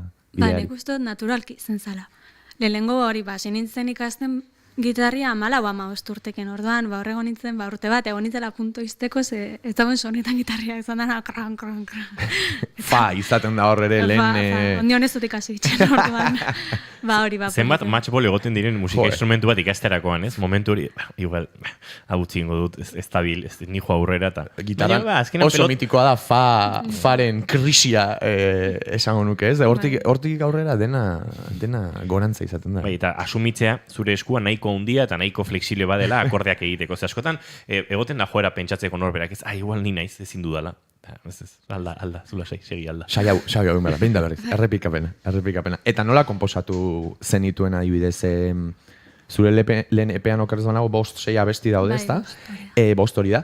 Nola konposatu zenituen, edo nondik jaio ziren epe hortan bildu zenituen abestiak egon zen momentuko estanda bat, urte askotan pilatutako ideiak ziren, momentu puntual baten isla dira, gainera, okerrez banago, pandemia ostea bete-betean da, ez da? Eta hori, nola izan zen konposatze prozesua, nondik eta nora? Nik uste dut izan zala gehiago, gure nagoela izozu, joten itxuna bestixako, baina zan, igual nik gure dut neria, ez?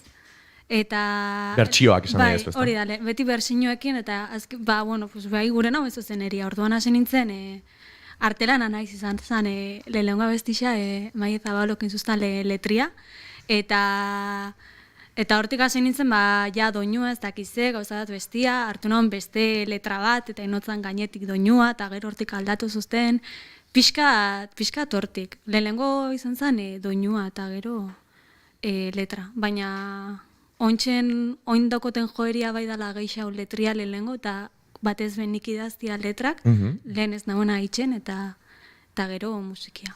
Eta aipatu dituzun bertsio horren arira, eta pixka zure musika ontzen ari zinen bitartean ere, eukizen dituen alako esaten da beti, ez? Ez bakarrik sonikoki edo musikalki baizik eta espresatzeko moduan, bazen dituen erreferentzia batzuk, bazen dituen ez dakit musika egiteko modu batzuk benetan zure ere sentitzen zen dituenak, beste jendearenak eta pixkat hortik edan nahi zenuen edo hautsi nahi zenuen erreferentzia eta bertsioekin edo nola izan zen bide hori? A ber, egia da, nik euki ditudan erreferentzia horrek beti izan diela gehiago, jarrera kontuengatik eta bai etxean jarri izan duztienagatik, ez? Bai, eta asko izan dira arrasateko taldiak, Adibidez, gozoi bai izan zala niretzat, pumba, gainera trikitixakin, gauza bat bestia, osea, txikitan nintzen beti gozeko kamisetak eroten nintzen nuen hori. Eta gero hortik, gehiago ja, gitarrakin eta kontu horretatik, bai zala, nik entzuten nagoen beti, txikitatik etxean punka, orduan. Zan niretzat, trikitixa modu honetara eta gitarra bai modu honetara, gaina nik seguru, eta gero, adibidez, bai, ez dakit olan taldiak, baina bai entzuten hau musikala saia eta gitarrakin erresa zan, hori izan da nire referentzia. Osea, zan, ikustia, gitarrakin me bai zoze erresa inda, alnabola inzoze. Orduan, hartuta aprotxo bat mixetana, pues, zan da. Haizu, Ines Osinaga trikitixarekin ezagutu genuen, eta orain ukelele eta gitarrakin ikusten dugu. Ez dakizu gitarra hartu ostean trikitixarekin ikusiko tezaitugun etorkizunean inoiz? Nik ez dakit. Ikusiko, goguak, ez dakitzen. Gainera hor, Ines aipatuta ere, okerrez banago, atzo zure EPA bigarrengo aldiz entzuten ari nintzela, hor badago ere, bera da momentu puntual batean, alako audio batekin edo pixkat, artearen inguruko hausnarketa bat egiten duen, ez? Beraz,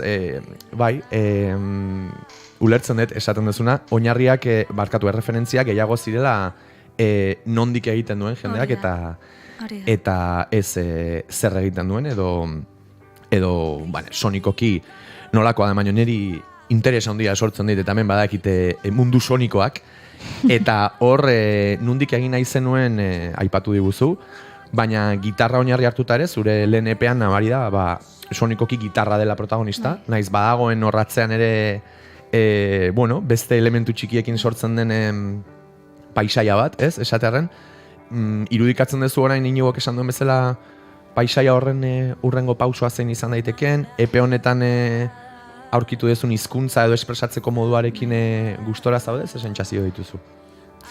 Bai, ez da, nik uste dut inagoela asko, eta dazen pertsonako bai jotzen dazena, daz nire gertukoa dielako eta gustatzen jatelako zelan itxen daubien gauzak eta nondik itxen daubien.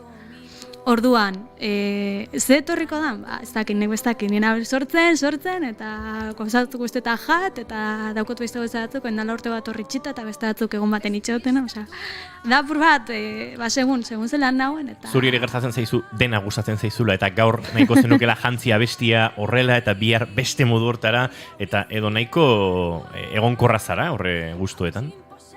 Nik uste dut egonkorra nazela, baina... nik itxotelako eta ez dakitelako hortik aurrera zelanin. Nik badaki gitarra jotzen, nera bestitza dakite moduan, baina ez dakiten ez itxen gauza gehiago gitarrakin bez, konformatzen ez daukotenakin, eta zehozten behar bot, beste norbaitekin itxen du. Nik ere ez dakit gitarrarekin askoz gehiago egiten, baina askotan sortzerakoan gertatzen zaiten zuten dut igual oinarri elektronikoa duen abesti bat, ostra, ze guapo gozan egitea, igual abestiren bat orrontz dago, bestaten zuten duzu, ez dakit oso gitarra elektriko, organiko, lodiekin da, ze guapo ez, edo batean entzuten duzu, ez dakit, orkesta sinfonikoarekin egin dago zerbait, eske orkestarekin ere, esokekin, eta ez, hola, ideiak etortzea eskizula pixkat. Edo Michael Jacksonen Thriller, Niri hori zaita etortzen gartxot. Igual ez dagoa dalako zure flowa dantzan. Aizue, goizeko 11 eta 34 minutu, ari naiz pixkanaka goizari bere, ez da gita, itortza egiten, edo, eta Ekinek Asadoren lehenengo kantu bat akaso entzun beharko du gure hemen elkarrizketa akustikoetan, Ekin zein izango da lehenengo kantua? Atzera begiratu gabe, horrekin irekitzen da, zabaltzen da epia, eta beti erabiltzen dobe kontzertuak azteko. Etzazu atzera begiratu, eta zoaz gure gune akustikoa.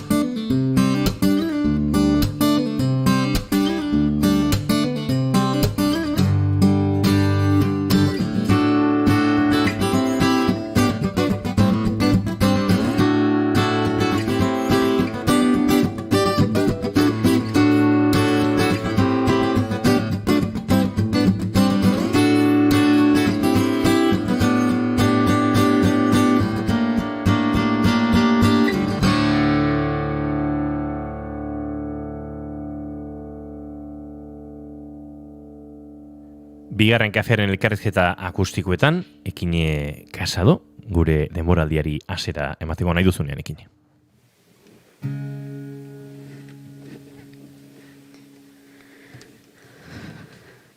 Dena hilabainkor Tani horren baldar Lehor egonda ere Zutik egustea kosta izaten da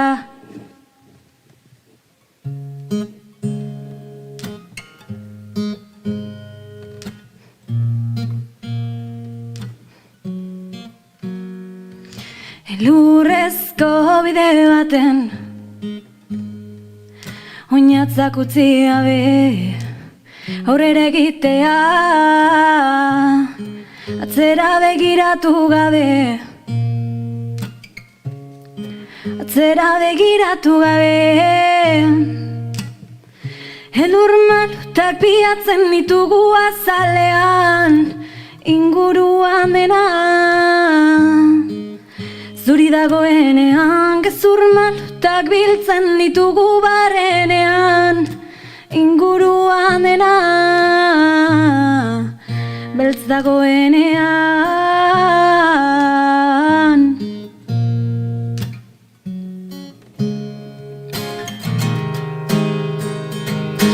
Dena ilasaigarri atzean Dena ainerraz ezagun zertarako Oinak lokaztu egan egitea Ilusio bat soilik bada Hankak beti arrastaka badoaz Ta guztia haiekin bat daramate Atzera begiratu gabe Atzera begiratu gabe Atzera begiratu gabe Atzera begiratu gabe Elur malutak piatzen ditugu azalean Inguruan dena Zuri dagoenean gezur malutak biltzen ditugu barrenean Inguruan dena beltz dagoenean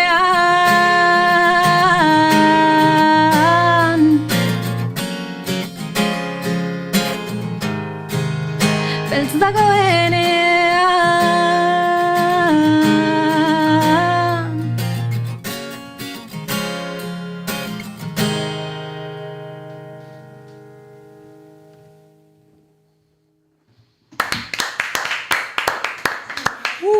Hortxe ba, gaur entzungo dugun lehena, oraindik ezin jakin bi edo hiru kantu entzungo ditugu, baina atzera begiratu gabe honekin abiatzen ditu saioak, abiatzen du EPA, eta abiatu du gaurko elkarrizketa akustiko hau ere.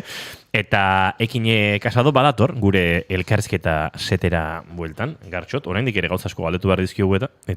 Bai, eta gainera lehen doinu hau entzuten, nik ere esarreran aipatzen nuen bezala, bueno, ni ere atzera begira jarri naiz, ohitura dut gainera, ez dakit onerako edo txarrerako, eta Goiuri gero zure letrak aztertuko dituen arren, pixka bat, maila orokorrean... Goiuri galdera lapurtzen hasiko dela. Ez.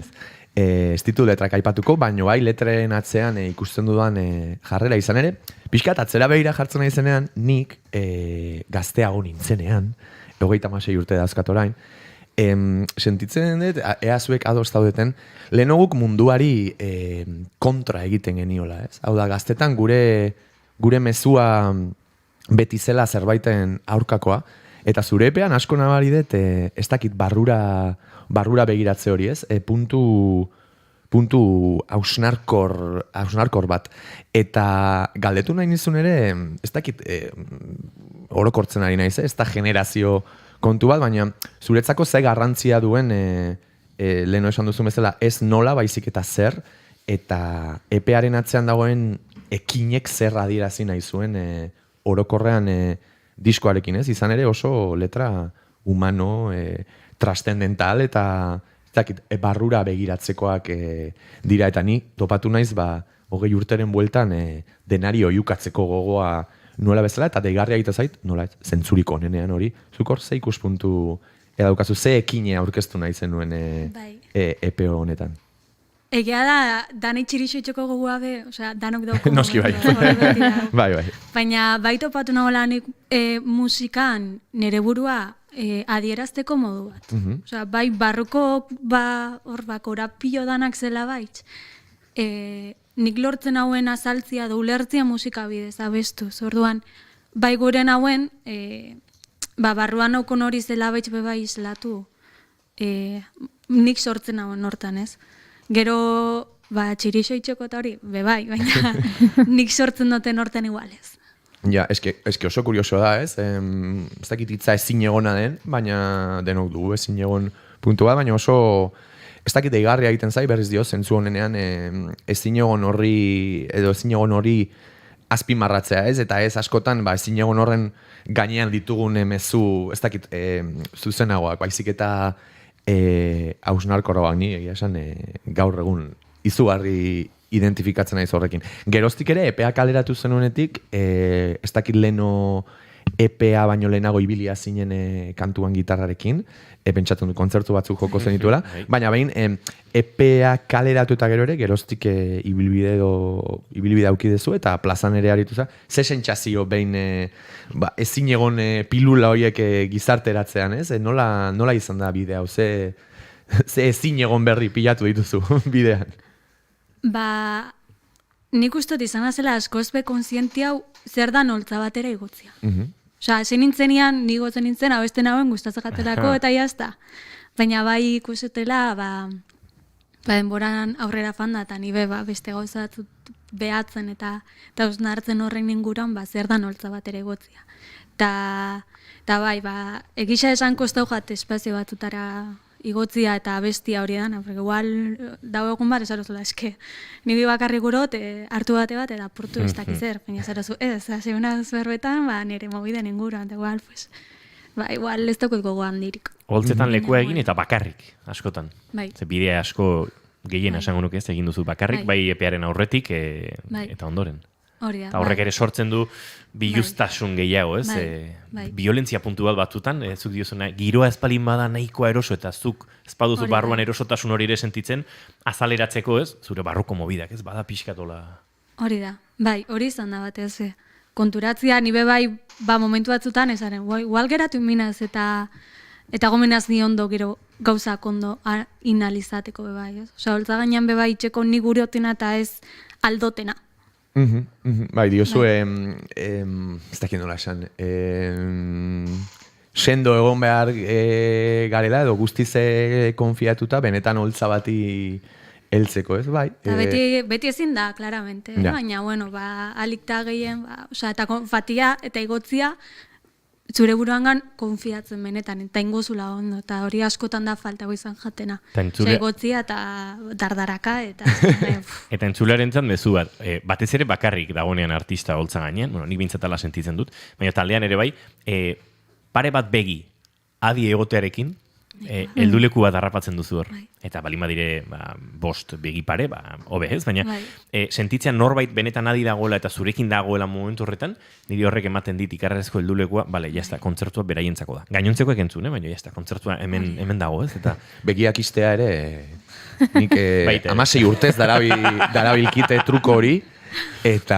Ez dakit gure terapeutek zero pentsatuko luketen horri buruz, begiak istea igual da pixkate arazoari bizkarra ematea edo. Bai, baina terapeutak holtza gainean ibiltza dira. Akaso terapeutak holtza gainera biali barritu, zer dioten. Eta bide horretan, ekine akaso goizegi da, baina gustatzen zait ere gainera atzera begira ez diozu, orduan begira ezagune aurrera, gustatzen zait pixkatere, naiz eta guztiz ez jakin, etorkizunari ze tankera edo ze gogo ikusten diozun galdetzea. Hau da, musika aipatu diguzu nola jaio zen zuregan, ez? Eta ezin egon hori, edo espresabide hori nola jaio zen zuregan. Etorkizunean ikusten diozu bide honi jarraikortasunik, bada ez dakit gauza puntual bat natural atera zena eta gustora, ongi etorria gustora eman diozun zerbait, edo bazaude ere pausoz pauso, presari gabe, baina bazaude ere bide bat egiteko gogoarekin, ikusten diozun urrengo kapitulo bat edo kapituloak, pixkat musikak zure bizitzan duen presentziaz galdezkari naiz, nola ikusten dituzu datozen urteak? Ez dakit oso ondo zelan izango da, niko ez dakit. Bai, banabil sortzen, baina ez daukot helburu bezala beste EP bat o beste disko bat ateratzea. Bai daukotena oso argi dela gurotela nire ritmoak errespetau. Eta bai gurotela zentrau hortan bereziki bai ikasketetan, bai musikan, bai beste hainbat gauzekin. Orduan, hori. Amalo minutu ditugu eguerdiko 12etarako eta gero estutasunekin ez ibiltzeko bigarren kantuare eskatuko diogu. Ekin eri zen izango da, ekin bigarrena? Artelana naiz izango da. Zoaz, gure gustikora.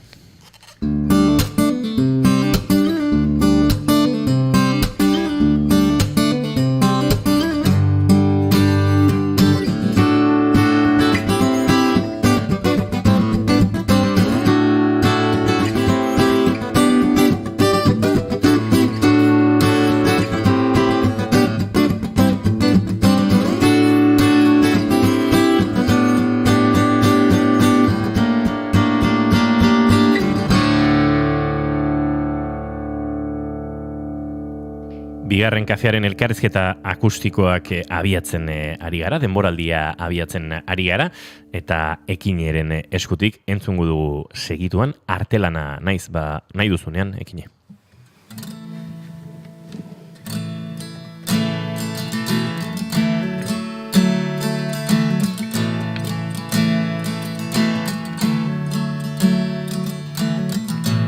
Ez naizela ispiuak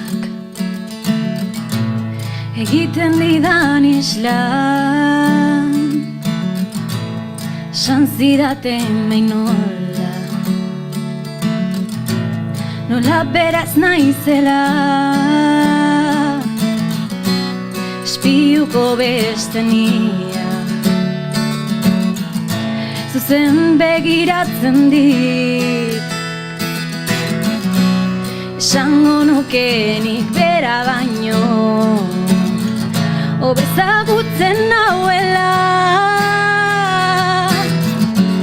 baina margotuko naiz ditudan pintzerakin, zulo beltz guztiak estaliz, egalak margotuko dizkiot neure buruari, eta ireratuko naiz nire kolore guztiekin.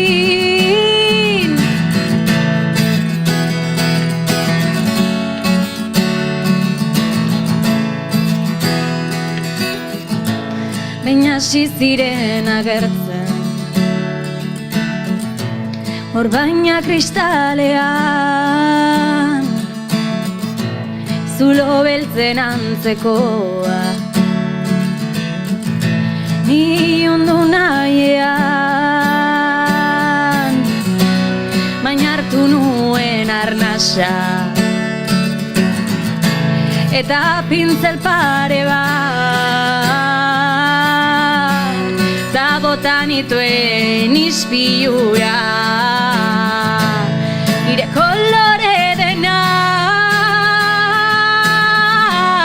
orain margotuko naiz ditudan pintzelekin, zulo beltz guztiak estaliz, egalak margotuko dizkiot neure buruari, eta ireratuko naiz nire kolore guztiekin.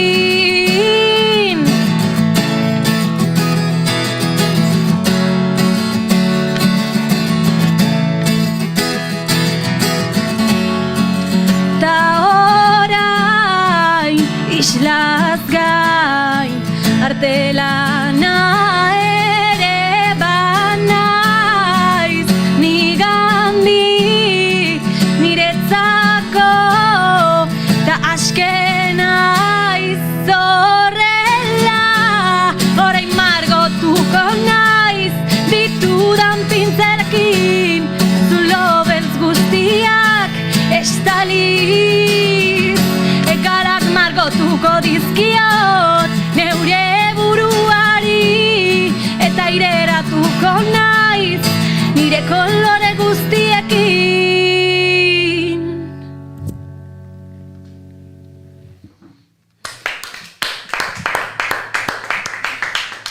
Artelana naiz eta artelana erakusten dabil ekinek asado gaur gurean, ekine proiektua ezagutzen gabiltza. Azken 9 minutuetan murgilduko gara segituan, eta 9 minutu horietan denboraren kudeaketan ariko gara. Ikusteko era sarraskia gainditzeko denbora ematen dion, eta sarraskiaren ostean azken kantu bat entzungo dugun, edota lasai ariko garen. Baina sarraskian, goiurik letrak aztertzen ditu ekine, bueno, zuei eskatzen dizkizu zuekin aztertzea, eta horrelaxi abiatzen dugu sarraskia. Sarraskia. Galdera errexak izango dira, Gaurkoan denboraldiko lehenengoa da, pixka bat oitzan joan behar gara, azuta genuen Kandidoren ahotsa, Goizez da. Giroa, goiza da, pixkanako, orduan, xoabe. Letrak entzutean ikusi dut, bazagoela kontzepturen bat errepikatu egiten zena, eta iruditu zait, orekarena bazela bat, ze adibidez, aipatzen duzu, lehorre egonda ere zutik eustea kosta izaten da, abesti batean diozu, eta beste batean, orduan konstantzia oreka alda. Eta horregatik, galdetu nahiko nizuke, ea zer egiten duen ekinek bizitzan oreka topatzeko. Benetan gurotena. Bai, ez auki denbora libre larrei, ze bestela aspertu itxanaz eta aspertzena zenean, ez dakit egoten. Orduan bai, gustazagaten gauzakin, bai musikiakin, mendira joan, laguneken, ez dakit, etikoa ez. Betetzen duztan hori. Oso ondo, beste esaldi bat. Inorketzidan esan doluaren aurretik zertzegoen. Eta doluaren ondoren, zer dago? Terapia. Vale, hitz bakarrean oso ondo labur bilduta. Ode, Ibarro sondizkazua, aparte. Beste demoraldi berria da, baina idoloak hor daude, Eta, azkeneko, oraintxe entzun berri dugun abestian, aipatzen dira, ez? Referentziak pintzelak, margolanak, artelanak, beste abesti batean erretratuak ere aipatzen dira. Badago ez, unibertso oso bat sortu duzuna, ez dakit, artearekin eta pinturarekin, eta irakurri dut nonbait pixika bat sorgin sentitzen zarela. Zer da sorgina izatea? Gauza asko aldi berian. Nik uste batez be, sentitzen duzun hori itxia momentu hori inogezek ezarri barik ez. Bai, izaleke bat norberak bere ambitora eruen da hori, Nirea izango zen, musika itxia, guroten moduen, guroten tokitik, guroten gentiakin, eta gurotena esaten. Horean niretzat, nire kasuan. Aipatu behar dut oso polita delako, ustez lehen gurtean, ez dakito zuei esan izuen, baina duela hilabete batzuk Iban Urizar Amorantek esan zidan justo sorgin izan daitekela hilarte. Hau da, berak, ari ginen etorkizunaz eta musikaz, eta botazidan, zu lasai, aldagaiak aldagai, batzutan desorekak edo izaten ditugun horiek edukiarren sorgina izatea, eta oraintxe ekinek zion bezala, barrutik ateratzen den hori edo nahi dena egite hori badela hilarteko aukera bat. Gero egin ala ez, norberaren autoa, baina niri izugarri motibatu ninduen eta orain entzutean gora sorgintasun hori ez da.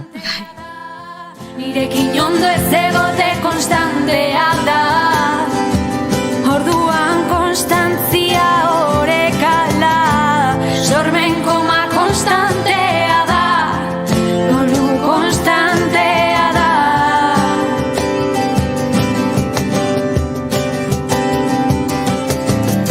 Konturatu naiz zoriontasunak epemugak dituela gizartearentzat, baina zenbaten bora behar da zoriontasun. Bueno, ez dugu aipatu, baina sarraskia gainditu duzu, Bai, garbi geratu zaigu. Osondo? Bueno, hitz bakarreko erantzun horrekin uste dut bost puntu lortu dituela, eta hortik aurrera nota igotzera zijoala, ez? Hori da, eta sarraskian egiten dugu letren analisia eta galderak egin, eta orain galderen analisia, erantzunen analisia egingo dut, zaipatu duzu behin baina goiagotan nahi dezuna egitea, hori kontzeptu hori, orain aipatu duzu. Asko kosta zaizu horra iristea? Lotxa hori galtzea edo ausardia hori edukitzea, ze nahi duzuna egiteko ausarta izan behar dela, uste dut. Bai, asko.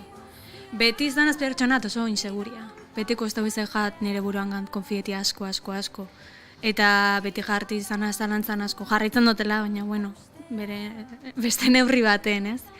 Eta nahi doten hori itxeko bidea izan da, jente honez inguratzea, aurretik ez nagoen igual beste jente bat, itxea, adibidez, diskua, epe hau itxera bultzau zuztana izan zen Iñaki xoteko, hor grabau dut diskua, ez, berak beti izan zuztan, zoze daukotzunean esan, eta bera izan da, nigan, bera eta nere ala furia, ez, pixak batera izan dian nigan, geixen isa konfiau da bian pertsonak, nire gurasoak barne, baina bai, oso hori izan da bat, ez, eman duztan puntxo hori da, nik uroten nahitzeko. Ez, esan, nila entzuten eta polita da hori, ez, azkenean musika eta sorkuntza bada nahiko gauza, nahiko ez guztiz individual eta bakartia, nondik egiten dugun, zer egiten dugun bide hori, baina egia da eta klitxe bada, baina hemen behin da berriz errepikatuko dut nik, asko esaten da, bidean bakarrik ezin da ibili eta benetan sorkuntza bezalako gauza individual bat partekatu eta jendearen laguntza jaso eta elkarrekin gauza egiteak, baina gauza handia horik ez dago, eta hori eskerrak hain gaztetan, zentzu honean diot sentitzen duzun, zen bada nire ustez bizitzan oso lehen lerroan euki behar den ideia bat, ez? Hau da, guk guretzako egiten dugu eta gure desorekak pixka bat konpontzeko, baina egia da zentzu hartzen duela, ingurukoen berotasun hori jasotzen denean, bai motivazioan, bai kontzertuetan, erantzunean, bai pentsatu nahi dut ere hor sarean ikusgai daukazun bide hori egiterako orduan, ilustrazioa portadarena, ez? Hor atzean dagoela halako laguntasun eta motibatzaien biosfera bat, hori zaindu, hori da, benetan, hori da estribil horik onena. Bai. Nik uste gainera diskua bai gertzen dela, oza, nik gure izan dute moduan, egondalako gertuko jentia itxen hau dana, ez? Eta esatia, joen, guztazu hau, eta, klaro, ez dakiz, bidareko atzut eredu pila bat, eta gero okeratu zuk, oza, diskoan kuadriako bat, gero barrokoa bai oso lagun bat, gero diskoan abesten da benak bai, oso gertuko da dana, sentir una setxia moduen hau itxen. Txano gorritxu otxoa, laranjerdia osoa. Eguerdiko 12ak bueltan ditugu eta giltza kantuaren azken akordeak eta azken konpasak entzun da agurtuko dugu gaurko saioa, Gartxotun zain letona, datorren asteazkenera arte, lazer bat izan da, Goiuri zeizaran, diazu bihar arte, guzkara liberatzen, eta ekine, zuri mila esker. Bihar ez daukagu saiorik entzule, barkatu bihar legebiltzarretik hariko dira Ariako lankideak, edan goizetik, egun potoloa da, politika gintzan, eta saio berezi eguerdiko 12etara bidean, beraz, gu ostiralean itzuliko gara. Eskerrik asko, Oiuri, zeia, goiza eta arratsaldea zitute banatzen, eta astegunak ere, zantza. Ondo abil. Ekine esan dagoa mila esker gure horbiltzeagatik, zure gitarra hartuta kantoiek eskintzeagatik, gure sare sozialetan, eta zuretan nahi baduzu, entzungo dute bi kanturitako bate gure entzulek, eta laizter arte, proiektu berriak ere etorriko dira, edo kantu berriak, eta hemen lekua egingo dizugu zalantzari. Eskerrik asko zuei. Entzule, bihar ez, jarri naiz irratiaz, esan da bezala, legebiltzarretik hariko dira gure lankideak, naiz irratiko lankideak saio berezia egiten, baina ostiralean hementsi izango gara bueltan. Ondo pasa asteazken hau, aio. Agur. Eta izan bekatua hartu giltza eragin sarraiari irauli zure barrua hautsin posatua.